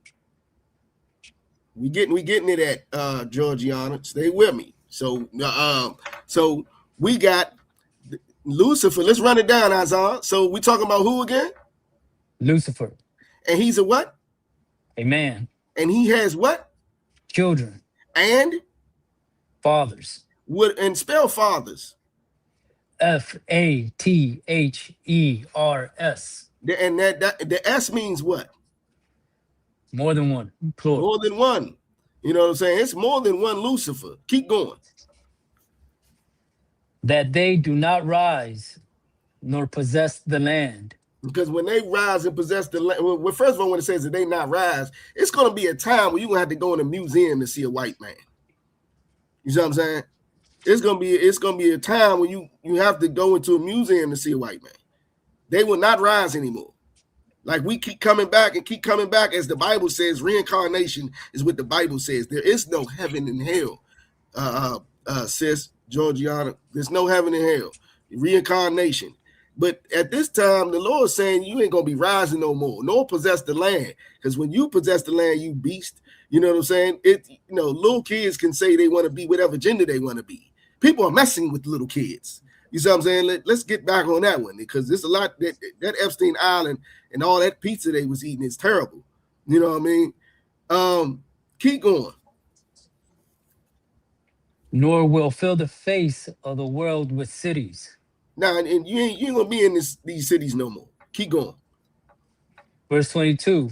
For I will rise up against them, saith the Lord of hosts, cut off from Babylon the name and remnant. What's Babylon? Anybody know what Babylon is? Is that a kingdom, sir? Hold on. Let me. Is Shu in the back seat? Khan out of a Khan. Shu, what is Babylon? America? Yeah, but what does it mean? You got that right, Adolph. Both of y'all got it right. America. Babylon is America. But what? Break down the word Babylon. Okay, let's do it again. So if I ask you, if I tell you, man, you just babbling, what does that mean? No, they're talking of nothing. You're speaking nothing. Confusion, yeah. Babylon, land of confusion. America, land of confusion. You know what I'm saying? Where people of the same gender get at each other. Where women think it's cool to do something that an animal wouldn't even do to their babies. You see what I'm saying? Land of confusion. Keep going. Cut off, Salaki, sir. Go ahead. For I will rise up against them, saith the Lord of hosts, and cut off from Babylon the name and remnant and son and nephew, saith the Lord. All right, let's just stop there. The name and the remnant. The remnant will be whatever's left of them. Remember, it says they're not going to rise. This is going to be a time where they don't rise. He's going to cut off their name. Nobody even going to know who they are. And the remnant, whatever's left. What does it say after remnant, Isaiah? And son. And son, we know he got children. Go ahead, what else? And nephew. And nephew. How do you get a nephew, anybody? Does anybody know how you get a nephew? Not one. Your siblings have children. Your brothers and your sisters. So, hey, Azan, who are we talking about again? Lucifer. And he's a what? A man. And he has what? Fathers. And sons. Well, just say it. What else can you get besides sons? What do you call them? Nephews. Read it. Read Oh, 21 again. prepare slaughter for his children. So let's start over. So we talking about who again? Lucifer. And he's a what? A man. And he has what? Children. And? Fathers. And then go down to 22. What was that last word? Son. And nephews. So if he has sons and nephews, that means that he also has? Siblings. Siblings, brothers and sisters. The white man, woman, and child are the devil that the Bible speaks of. They are Lucifer. You see what I'm saying? That was one part of it. What is Georgiana? Hey, somebody give me the book of Job, chapter 1, real quick. We're gonna try to run through this part real quick. I got more to go. I got to get to the mark of the beast. We talk about the beast. You know, this was a part of it. So your question, your statement ran right into what we were doing anyway. So that was one part of it. I want to show you something else though. I want to show you the part that you spoke. You said fallen angel, right? And then the second part was you said that he was made as an angel. So Lucifer, as we read, is a man who has children, fathers, nephews, brothers, and sisters. You see what I'm saying? So he wasn't made as an angel, not Lucifer. But we're about to read something or comment on what you spoke of as fallen angels. Go ahead. Anybody who got it? It's the book of Job, chapter 1, verse 1. There was a man in the land of Uz, whose name was Job, and that Drop man the verse was 2. Khan. And there were born unto him 7 sons and 3 daughters. Drop the 3. My bad. I should be following. Let me go ahead. Verse 3. And his substance also was 7,000 sheep and 3,000 camels. Yeah, Job had that bag. Keep going. And Khan, and 500 yoke of oxen, and 500 she asses, and a very great household. Drop the verse 6. Khan. This Georgiana, this is the second part of what you were saying. You were speaking on. Go ahead. Verse 6. Now there was a day when the sons of God came to present themselves before the Lord. In this case, what are the sons of God? It's different cases where you got to read the content of the chapter to see what the sons of God is. In this case, read it all the way through, and then somebody tell me what the sons of God is in this case here. Go ahead. Khan. Now there was a day when the sons of God came to present themselves before the Lord, and Satan came also among them. Okay, now what are the sons of God in this case? Azan. The angels, sir. The angels. And it said, and you know that because it said they came to present themselves before the Lord. When the last time you presented yourself before the Lord? You know what I'm saying? So obviously you had to have access to go up there with the Lord. And then with the last part of it, when it says and, read that part. And Satan came also among them. Satan. Who? Satan. Now, Satan is an angel. Satan is an angel. But I want you to think about this part, Georgiana. What is he doing in heaven?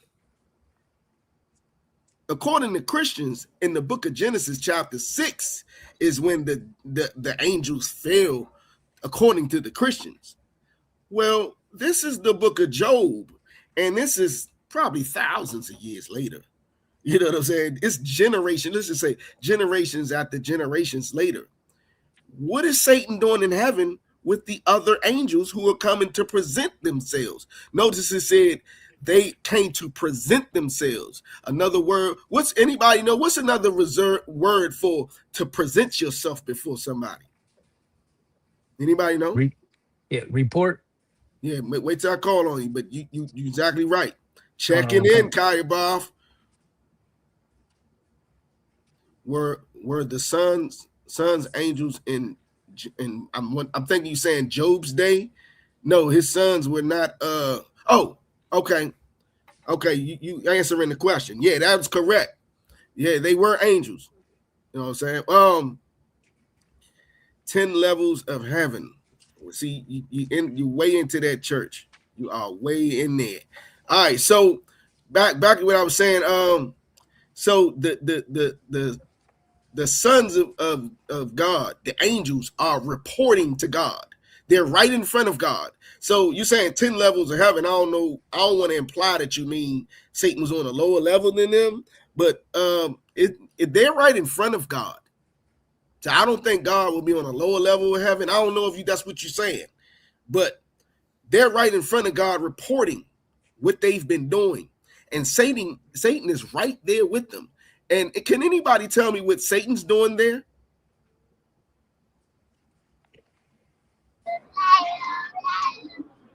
Nasawan on this one. Reporting to the Lord. He's reporting to the Lord. And you know that because we're going to read verse 7. Go ahead. And the Lord said unto Satan, Whence comest thou? Where you coming from? Go ahead. Then Satan assured the Lord and said, Hold on. Then Satan what? Then Satan what? Then Satan answered, Salaki, Right. the Lord. Yeah, God asked him a question and he replied. He didn't get smart with him. He's there to report, and God said, where you been? Where you coming from? And he answered. He didn't rebel or nothing like that. Satan is reporting to God in this verse, right? In the last verse, and he's answering right here, reporting to God. Let's see what he reports. Go ahead. And said, From going to and fro in the earth, and from walking up and down in it. Hold on real quick. Georgiana. So once again, you said that yes, there's a they can't reach the throne of God. He can only get to a certain level which God will allow. Okay, so if all right, we're reading right here, Georgiana. Maybe you had a delay and you didn't get to this verse. Okay, so they're right in front of God reporting, and then God turned to Satan. Obviously, they're right there in front of each other. He's not at a lower level. God is talking to him and said, where you come from? And he answered him like he's supposed to. So I don't know where you get where like he's not like in the same room as God or something like that. It doesn't say that anywhere. It says they came to report they're in front of God. So did Satan, and he's reporting. Let's end up hearing what else Satan said. Start from answered the Lord. Then Satan answered the Lord and said, From going to and fro in the earth, and from walking up and down in it. Oh, he was underground in hell? Or what did it say? From walking up and down into it. We're talking about the earth, right? It said the earth? Khan out of one Khan. Okay, yeah, he wasn't underground in some hell that you're talking about. As Christ said in the Lord's Prayer, you know what I'm saying, when we pray, thy kingdom come, thy will be done in earth. Heaven and hell is on earth. The Lord's kingdom is on earth. You see what I'm saying? And so is when he judges you, the hell that you're going to face is on earth. You see what I'm saying? So Satan falling from heaven, that never happened because right here, he's checking in. You know what I mean? And I don't know anybody who has a beef with somebody that comes to check in. We got to look at this not so through Christian lenses where it's kind of make-believe and magical. You got to look at it like real. You see what I'm saying? He's checking in. All right. So go to chapter 2. Job chapter 2, verse 1. Khan out of one Khan. The book of Job, chapter 2, verse 1. Again, there was a day when the sons of God came to present themselves It said before again, the Lord. Again, there was another day. Let you know this is a continuous thing. The sons of God, the angels, are always reporting to God. All right. Once again, Christians say that he fell in Genesis. He fell and he was rebellious. I never heard them saying he was coming back to check with God. I never heard that part. I never heard that part, but I didn't go to church. Most High in Christ. So Again, there was a day when the sons of God came to present themselves to report. Go ahead. And Satan came also among them to Oh, present there goes himself. Satan again. He's there again reporting. I thought he fell from heaven. It seems like Satan spends a lot of time in heaven. See, he up in there chilling. You know what I'm saying? And it doesn't look like the Lord's mad at him for doing it. It doesn't even look like it. Let's see what goes on after this, because Satan came back again. I would have thought if they was beefing, if I see my op and I know he coming back again, come on now. Let's see if Satan's the op. Go ahead. Verse 2. And the Lord said unto Satan, from whence comest thou? Where you coming from? Go ahead. And Satan answered the Lord and said, from going to and fro in the earth, and from walking up and down in it. Not underground. Go ahead. Verse 3. We about to end this part. Verse 3. And the Lord said unto Satan, hast thou considered my servant Job, that there is none like him in the earth, a perfect and upright man? Yeah, there was more than one perfect man in the Bible. That's another thing Christians say. They act like, and no doubt about it, Christ is the greatest man to ever walk the earth. But you can be perfect like Christ. Job was perfect. The Bible just said that Job was perfect. It didn't name it any other way. It wasn't no technicalities or any stipulations on it. He said the Lord described Job as perfect and an upright man.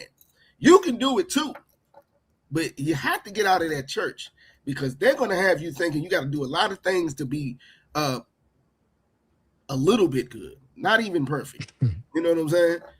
But keep going. One that feareth God and escheweth evil. Escheweth Evil.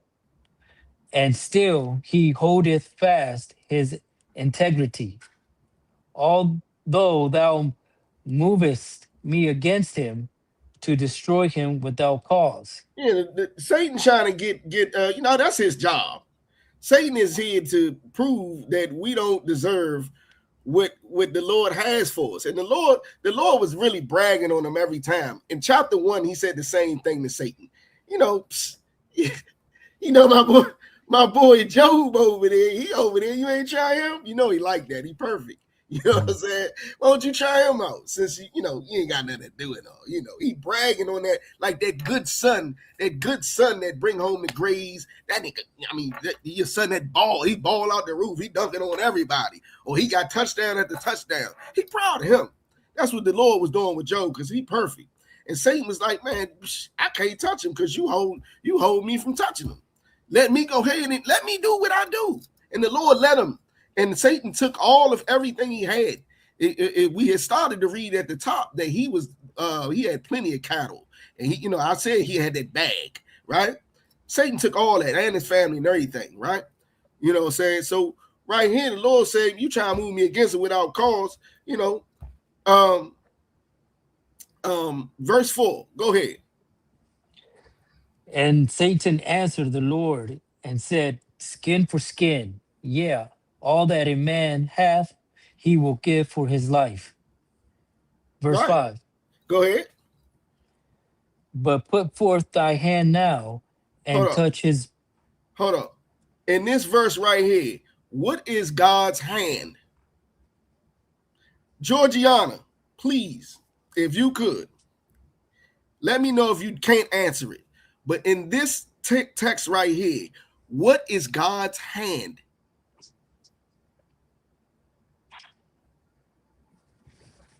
Read it again from verse 5. No. Yeah, read it from verse 5. Verse 5. But put forth thine hand now and touch his bone and his flesh, and he will curse thee to thy face. Read verse 6. Verse 6. And the Lord said unto Satan, behold, he is in thy hand, but save his life. Right. Verse 7. Okay, all All right, that's a big clue right there. I'll let you read verse 6. Georgiana, what is God's hand in that verse? Now I ain't got that much time, so I'm gonna go ahead. And I know it's a delay, but I know you probably got it by then. So Satan is God's hand, right? And the Lord told him, behold, he is in thine hand, but save his life. You know that when God told Satan to save his life, he was telling him, don't kill him. God is giving Satan orders. I thought they was ops and he failed and all this, that, and the third, and he rebelled. And no, listen, Satan follows God's orders better than we do. He told him, don't, in the first dream, he said, you could take all this stuff, but you can't touch him. He took everything that Job had, and he did not touch Job. But this right here, he's saying, put forth thine hand, like send me. No, that's not what it means. I'll tell you what holy means in a minute, Georgiana. But and touch his bone and his flesh, and he will curse thy face. He says, send me and let me touch him. Not just the stuff he has, let me touch him. And later on in all of this, I mean, Job became sick. He had boils coming up off of him because Satan got to touch him. But the Lord said, do not kill him. And guess what Satan didn't do? He followed God's orders. He did not kill him. You know what I'm saying? Satan works for God. The devil, who we just read about, is a man.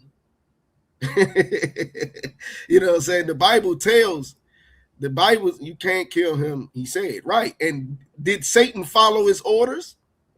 Whereas the devil said in his heart, I'll be above the Most High. I'm going to be above the Most High. I'm going to sit in the congregation of the north.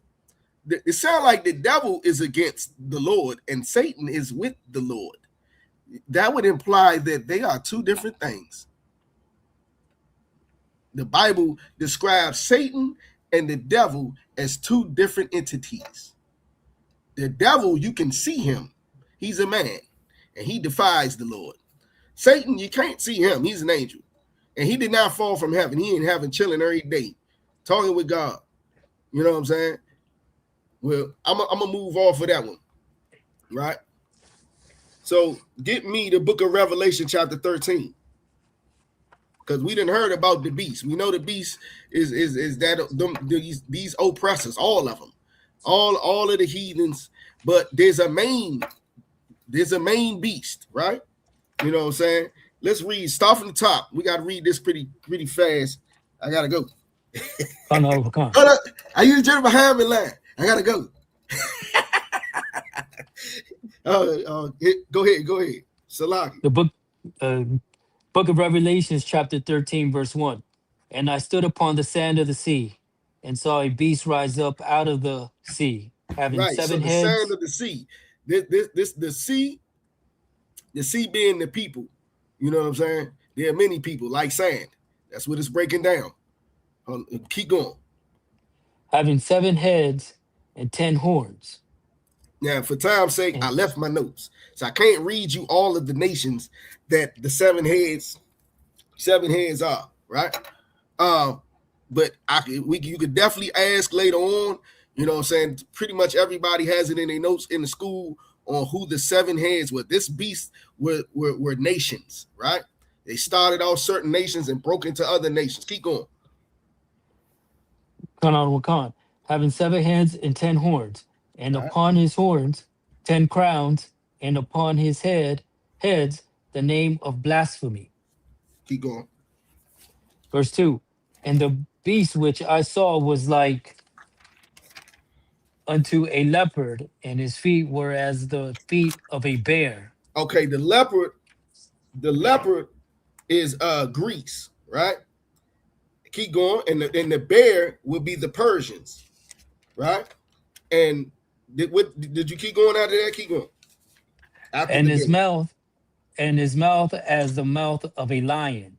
And that would be the Romans, because they were strong because they had iron. That's what it was. Why the Romans were so unstoppable. They actually had iron. Keep going.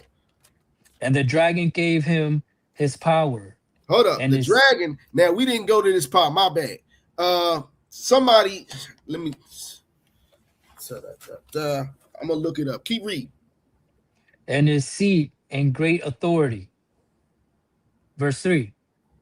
And I saw one of his heads as it were wounded to death, and his deadly wound was healed. Right. And Hold on, right quick. Hold on.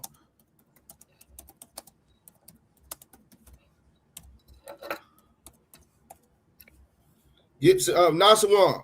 Get me Revelation 12 and 9.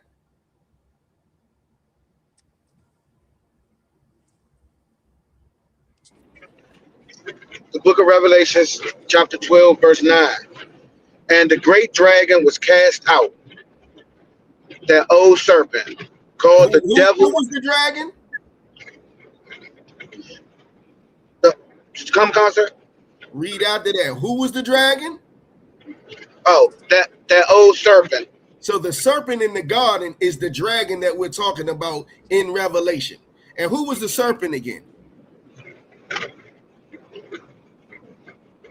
The serpent was heathens. The beast of the field was the heathens, all of them. But which one was more cunning and conniving than all the rest of them? Oh, Esau. Esau, the white man, right? So the dragon is our oppressor, and now he's more powerful, right? He's more powerful now. That's why he's a dragon. Now keep going, Isaiah.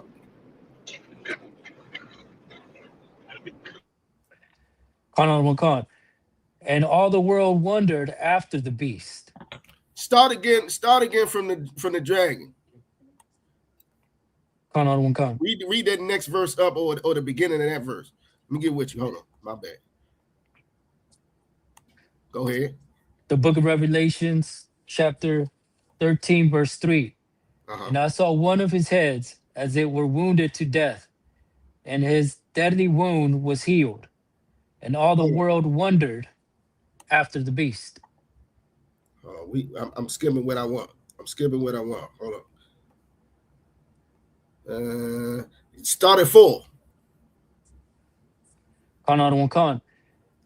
Verse 4. And they worshiped the dragon, which gave power unto the beast. Right. So this beast that was all those nations, right? The dragon gave power onto the beast, right? So the powerful one, our oppressor got more power now. He gave power onto the beast, right? And they worshiped the beast, right? Keep going. And they worshiped the beast, saying, who is like unto the beast? Who is able to make war with him? With Donald Trump right now. Who is able to buck with America right now? You see what I'm saying? Keep going. Verse 5. And there was given unto him a mouth speaking great things and blasphemies. Right. The Jews is white. That land is ours. You know what I'm saying? God loves everybody. Christ died for everybody. It doesn't matter who you are. You know what I'm saying? He loves everybody. Great blasphemies against the Lord. Go ahead. Lies. Go ahead. And power was given unto him to continue 42 months. Keep going. Verse 6. And he opened his mouth and blasphemy against God, to blaspheme his name and his tabernacle, and them that dwell in heaven. Right. Listen. Everything that you ever hear coming from them is lies on the Lord. You really just look at everything that they're putting forth. You know what I'm saying? Keep going. I'm trying. I got to hurry up. I can't take too much time. Verse 7. And it was... Verse 7. And it was given unto him to make war with the saints. Oh, he got us on the bottom. Everywhere you see us in the world, we are on the bottom. All these heathens, and especially our oppressor, make sure we're on the bottom. And he lets them devour us. Keep going. And to overcome them, and power was given him over all kindreds and tongues and nations. Right. Notice it said giving him, just like it said earlier in Job. The wicked have inherited the earth. It was given to them. Keep going. Verse 8, and all that dwell upon the earth shall worship him, whose names are not written in the book of life of the Lamb, slain from the foundations of the world. So everybody whose name is not in the book of life, the book of life is, everything's written down, you know what I'm saying? But those who going to get something, who Christ promised something, you know what I'm saying? Like when he said many mansions, my father's making many mansions for you. Those who worship the beast, their name is not written in the book of life of the Lamb slain of the foundation of the world. Keep going. Verse 9, if any man have an ear, let him hear. You better pay attention to this. You see what I'm saying? Keep going. Verse 10, he that leadeth into captivity shall go into captivity. Check this out. That beast, all these things that he's done to us, all these captivities, every last one of the beasts. It's 18 nations. 18 different nations and races on the earth today, and we were in slavery to 17 of them. Meaning we've been enslaved to everybody on the earth. And read that from the top again. He that leadeth into captivity shall go into captivity. Can somebody tell me what that is? Nasawan. Salaki, sir. He that put us in slavery should go in slavery. Yeah, but what do you call that? The oppressor shall become oppressed. Izan, you had your hand up. They will be under our rulership. I get what you're saying, but what do you call that? You know what I'm saying? He that leadeth into captivity shall go into that captivity. Is that right? Is that wrong? What would you call that? Justice, sir. That is called justice. Exactly. He that, and go ahead, keep reading. He that killeth with the sword must be killed with the sword. Also justice. Keep going. Here is the patience and the faith of the saints. Oh, we got to sit back and stop loving this beast. Anybody who loves him, your name will not be written in the book of life. But if you hold strong, justice will come. Keep going. Verse 11. And I behold another beast and I beheld another beast coming up out of the earth. And he had two horns like a lamb, and he spake as a dragon. I'm gonna have to skip down a little bit. I ain't got that much time. Salakia. I wanted to answer this sister because it's only right. You Georgiana, you in these classes, you should know what we know. You know what I'm saying? So I take time out to edify you and get you right. Okay, go to verse 13. Let's start there. Verse 13, and he doeth great wonders, so that he maketh fire come down from heaven on the earth in the sight of men. Right. You ever seen Hiroshima? What happened in Hiroshima? Nagasaki. Go ahead, Azan. Yeah, they bombed it, sir. They dropped a A-bomb on them. Right. He drops fire from the sky. This dragon, who was the serpent, he got power now because now he can do wonders in the sight of men and drop bombs on you from the sky. You call him a dragon because you ever seen one of these giant planes fly over you? Now imagine John the Revelator. See, you got to put it in perspective, right?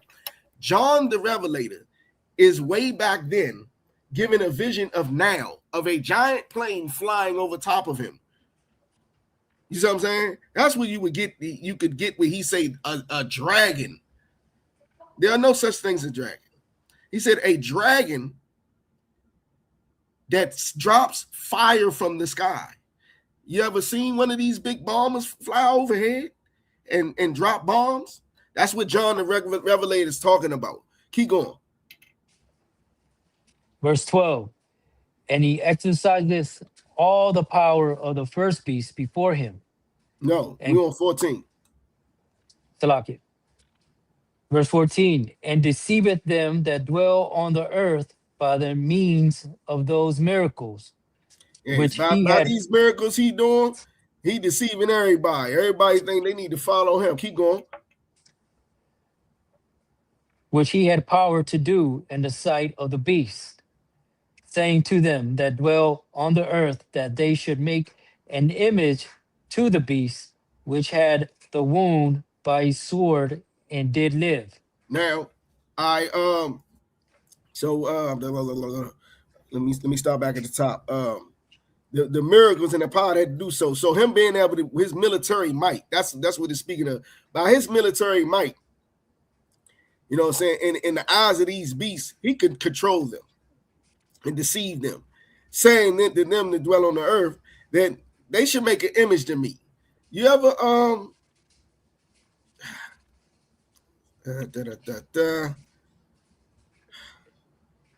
Matter of fact, when it says which had been wounded by the sword, you know what I'm saying? That was when you talk about that, we're talking about the Roman Empire.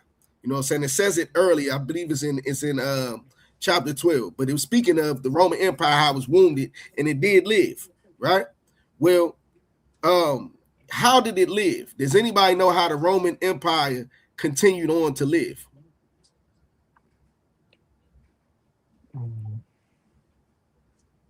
And I'll give you a hint. In here, we say it's worse than crack.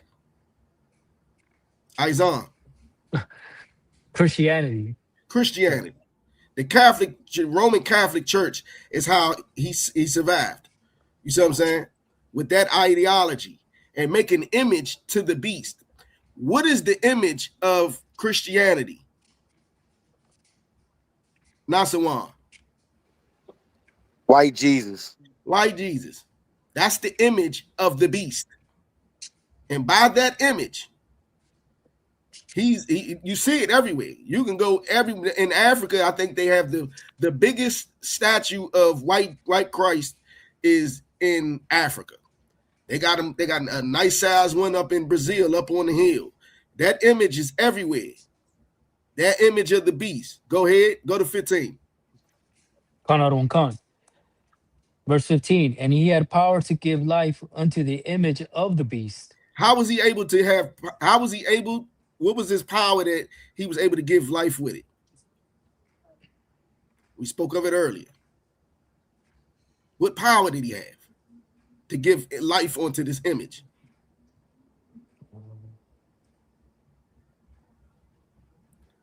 Georgiana, you got a nice little delay. It's all right.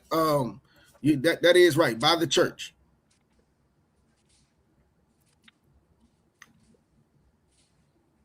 Nobody? His military might. You gonna worship this, or we gonna unalive you? We're gonna drop bombs on you. If you don't want democracy and Christianity, all that, you know what I'm saying, we gonna get at you. You hear the same thing every day today. Everybody who's not down with our oppressor and the way he does things, we're gonna blow you up. You know what I'm saying? Keep going. That the image of the beast should both speak and cause that as many as would not worship the image of the beast should be killed. I just said it. You ain't gonna get down. You ain't gonna worship this here. You ain't gonna worship me. Yeah, you out of here. Keep going. Verse 16, and he causeth all, both small and great, rich and poor, free and bond, to receive a mark in their right hand or in their foreheads. Right. And he calls everybody, small and great, no matter who you are, rich or poor, you know what I'm saying, slave or a free man, to receive a mark in their right hand. Anybody know what your right hand represents in the Bible? Isaiah. Your actions. True, but more with it. Naswan. Your works. That's pretty much the same thing. We ain't got that much time. Your strength. Your strength is your right hand. That's just usually your strong hand represents your strength, right? So you receive the mark in your right hand. You know what I'm saying? And what? Their foreheads. In their foreheads. your forehead is representing the ideology. So we already spoke on it. We already spoke on it. His the way he survived was Christianity and made an image to it. You know, Christ, the white Christ. You know what I'm saying? You don't worship this way, you out of here. You know what I mean? And now you're gonna wear the mark. Now, wearing the mark in your right hand, using your strength to push that ideology. You see what I'm saying? So somebody like a police officer, the military, American military, you know what I'm saying, or any of their Shalom, Lisa John, anybody that is using force to spread the ideology of our oppressor. You see what I'm saying? That's having it in your right hand. Pastor is a good way of saying, or just anybody, tell you the truth.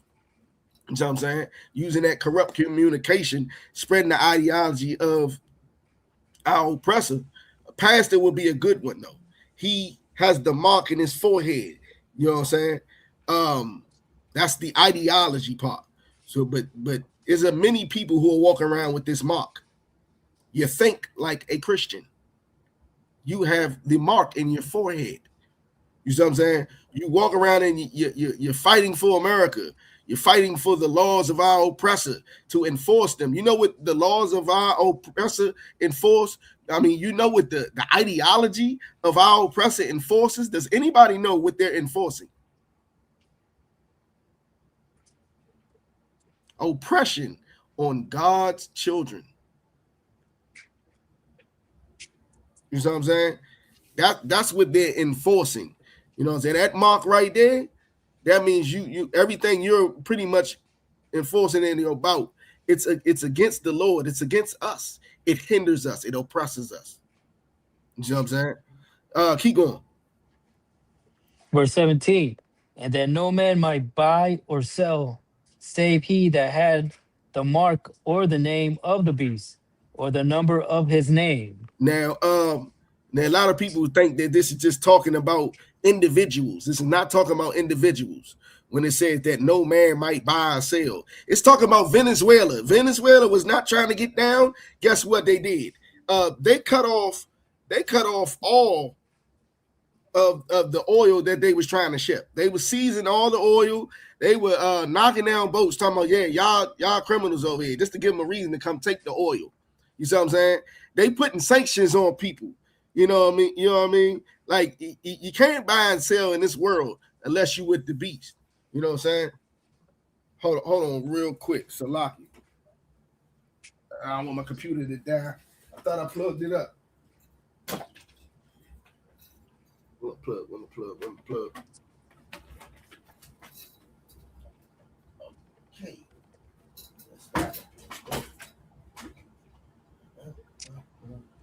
Boom. My bad, y'all. I had to make sure my computer didn't die. I thought I had it plugged up. That was not the plug. Salakia. So yeah, it's not talking about one man. It's talking about the nations, the other beast. You know what I'm saying? You won't be able to get down in this world unless you're worshiping the beast. Right? Keep going.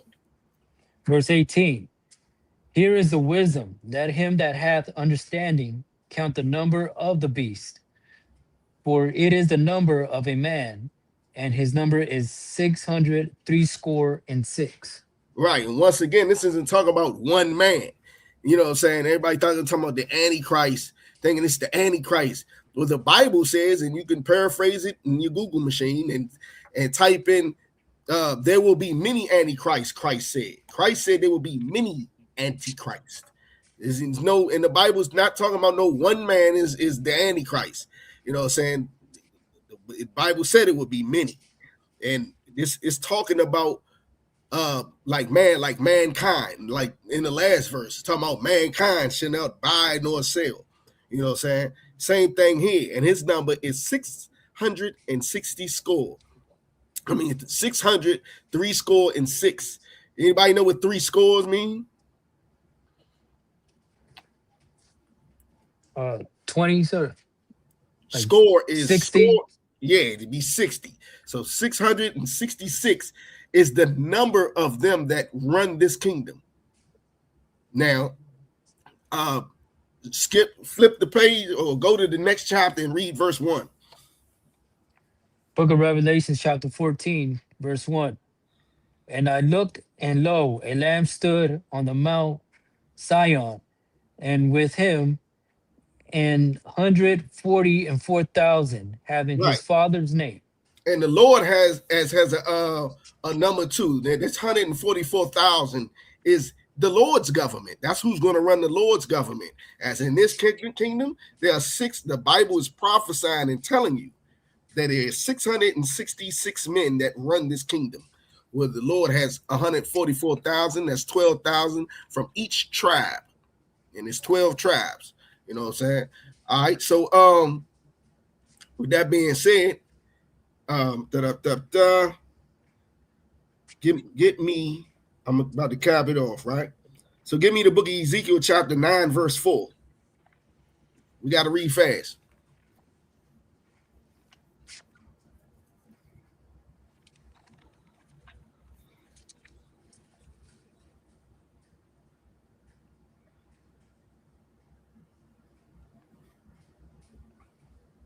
Got that? Anybody, whoever got it. Ezekiel chapter 9, verse 4. And the Lord said unto him, go through the midst of the city, through the midst of Jerusalem, and set a mark upon the foreheads of the men that sigh and that cry for all the abominations that be done in the midst of thereof. You didn't know you was in the Bible. Anybody that's in the I.S.U.P.K, you in the Bible. The Lord said, go through the city, tell the angel, go through the city and set a mark upon any man who sighs and cries about what's going on right now. What do we do when we out on the corner? We out there crying about what's going on right now. They come in this joint all the time in the comments. Oh, they crying again. They crying again. You know what I'm saying? They always crying. No, the Lord said to do that.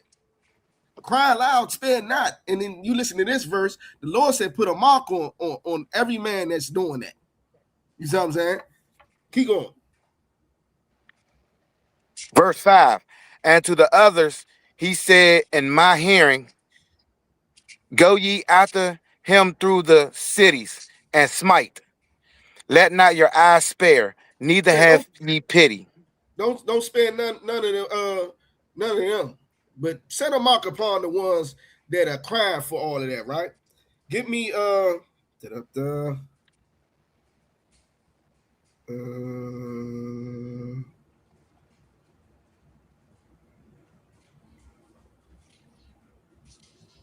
give me Revelation chapter 19, verse 19.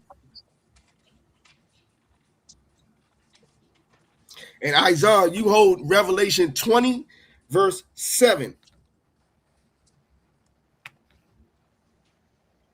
Revelations chapter 19, verse 19. Oh, and let's not, hold on. Matter of fact, excuse me. I brought up that verse for a point. That the Lord said make a mark on them because the Lord also has a mark. You know what I'm saying? Satan has, they got a mark. The beast got a mark. Now, I didn't talk about Satan. The beast has a mark and the Lord has a mark. You know what I'm saying? They ain't the only ones with a mark. You know what I mean? But that mark isn't like a physical thing. It's basically make a mark, make a notation, make a marker on them that, dang it, on them that are sighing and crying and they're doing the work of the Lord and calling it out. You know what I'm saying? Whereas the beast, mark of the beast, yeah, and all that Christianity, all the ways that they have. You see what I'm saying? You could divorce your wife. You eat pork. All of the things that the heathens do, those are marks. You got that mark. You a Muslim, you got the mark of Arab men on you. You know what I'm saying? You a Christian, you got the mark of white man on you. You know what I'm saying? But in a nutshell, you can have many of their marks on you. That's what the mark of the beast is.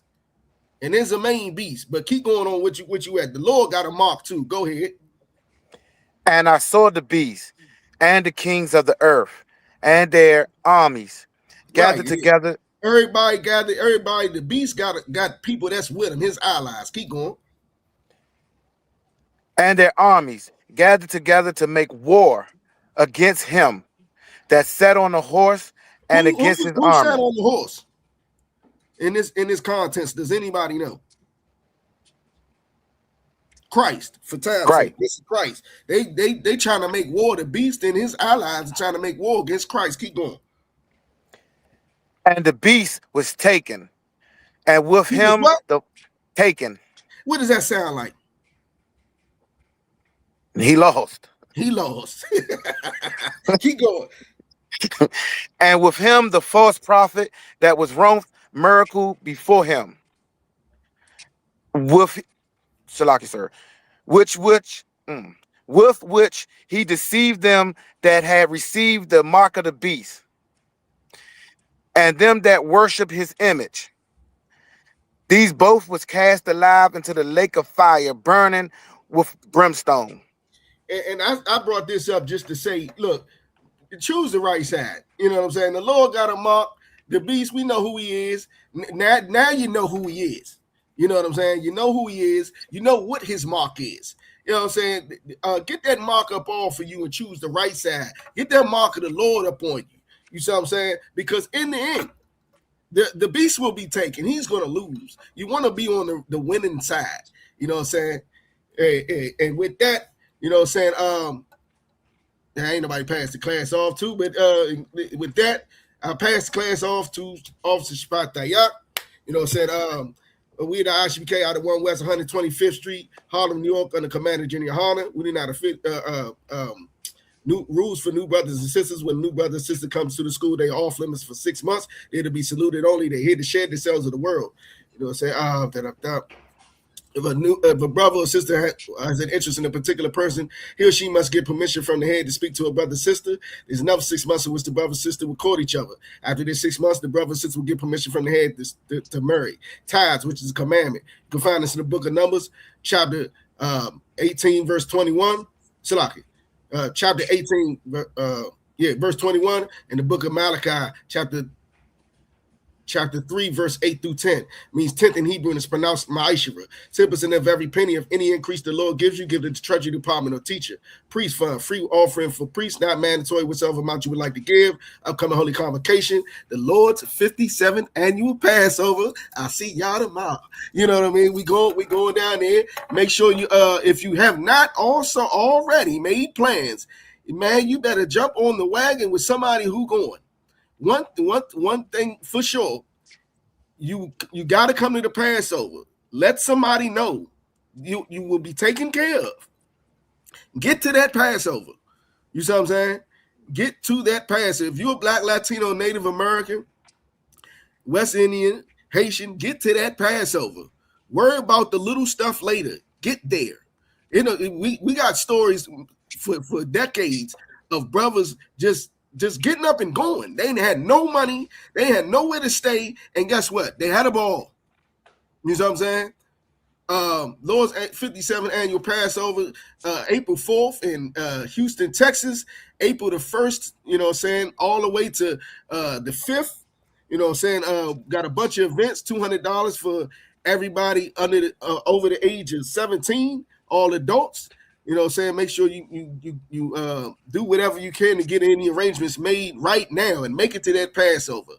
Remind Ackerman Akwathan to check on social media such as ISUPK.com, Facebook, Twitter, YouTube, and so on for I.S.U.P.K events and materials. If a brother wants to be a trooper in the school, you should start wearing all black, which includes black boots, black shirts, black pants, black headband, and scarf. And with that, I say I might, which means to stand. Gonna give a courtesy salute to the teacher. Men of Israel, Mountain Shabbat. Imagine. Barak. Yahweh Hashim Yahushua Barakatah. Yahweh Hashem Yahushua Barakatah. Yad Yamatar, class dismissed.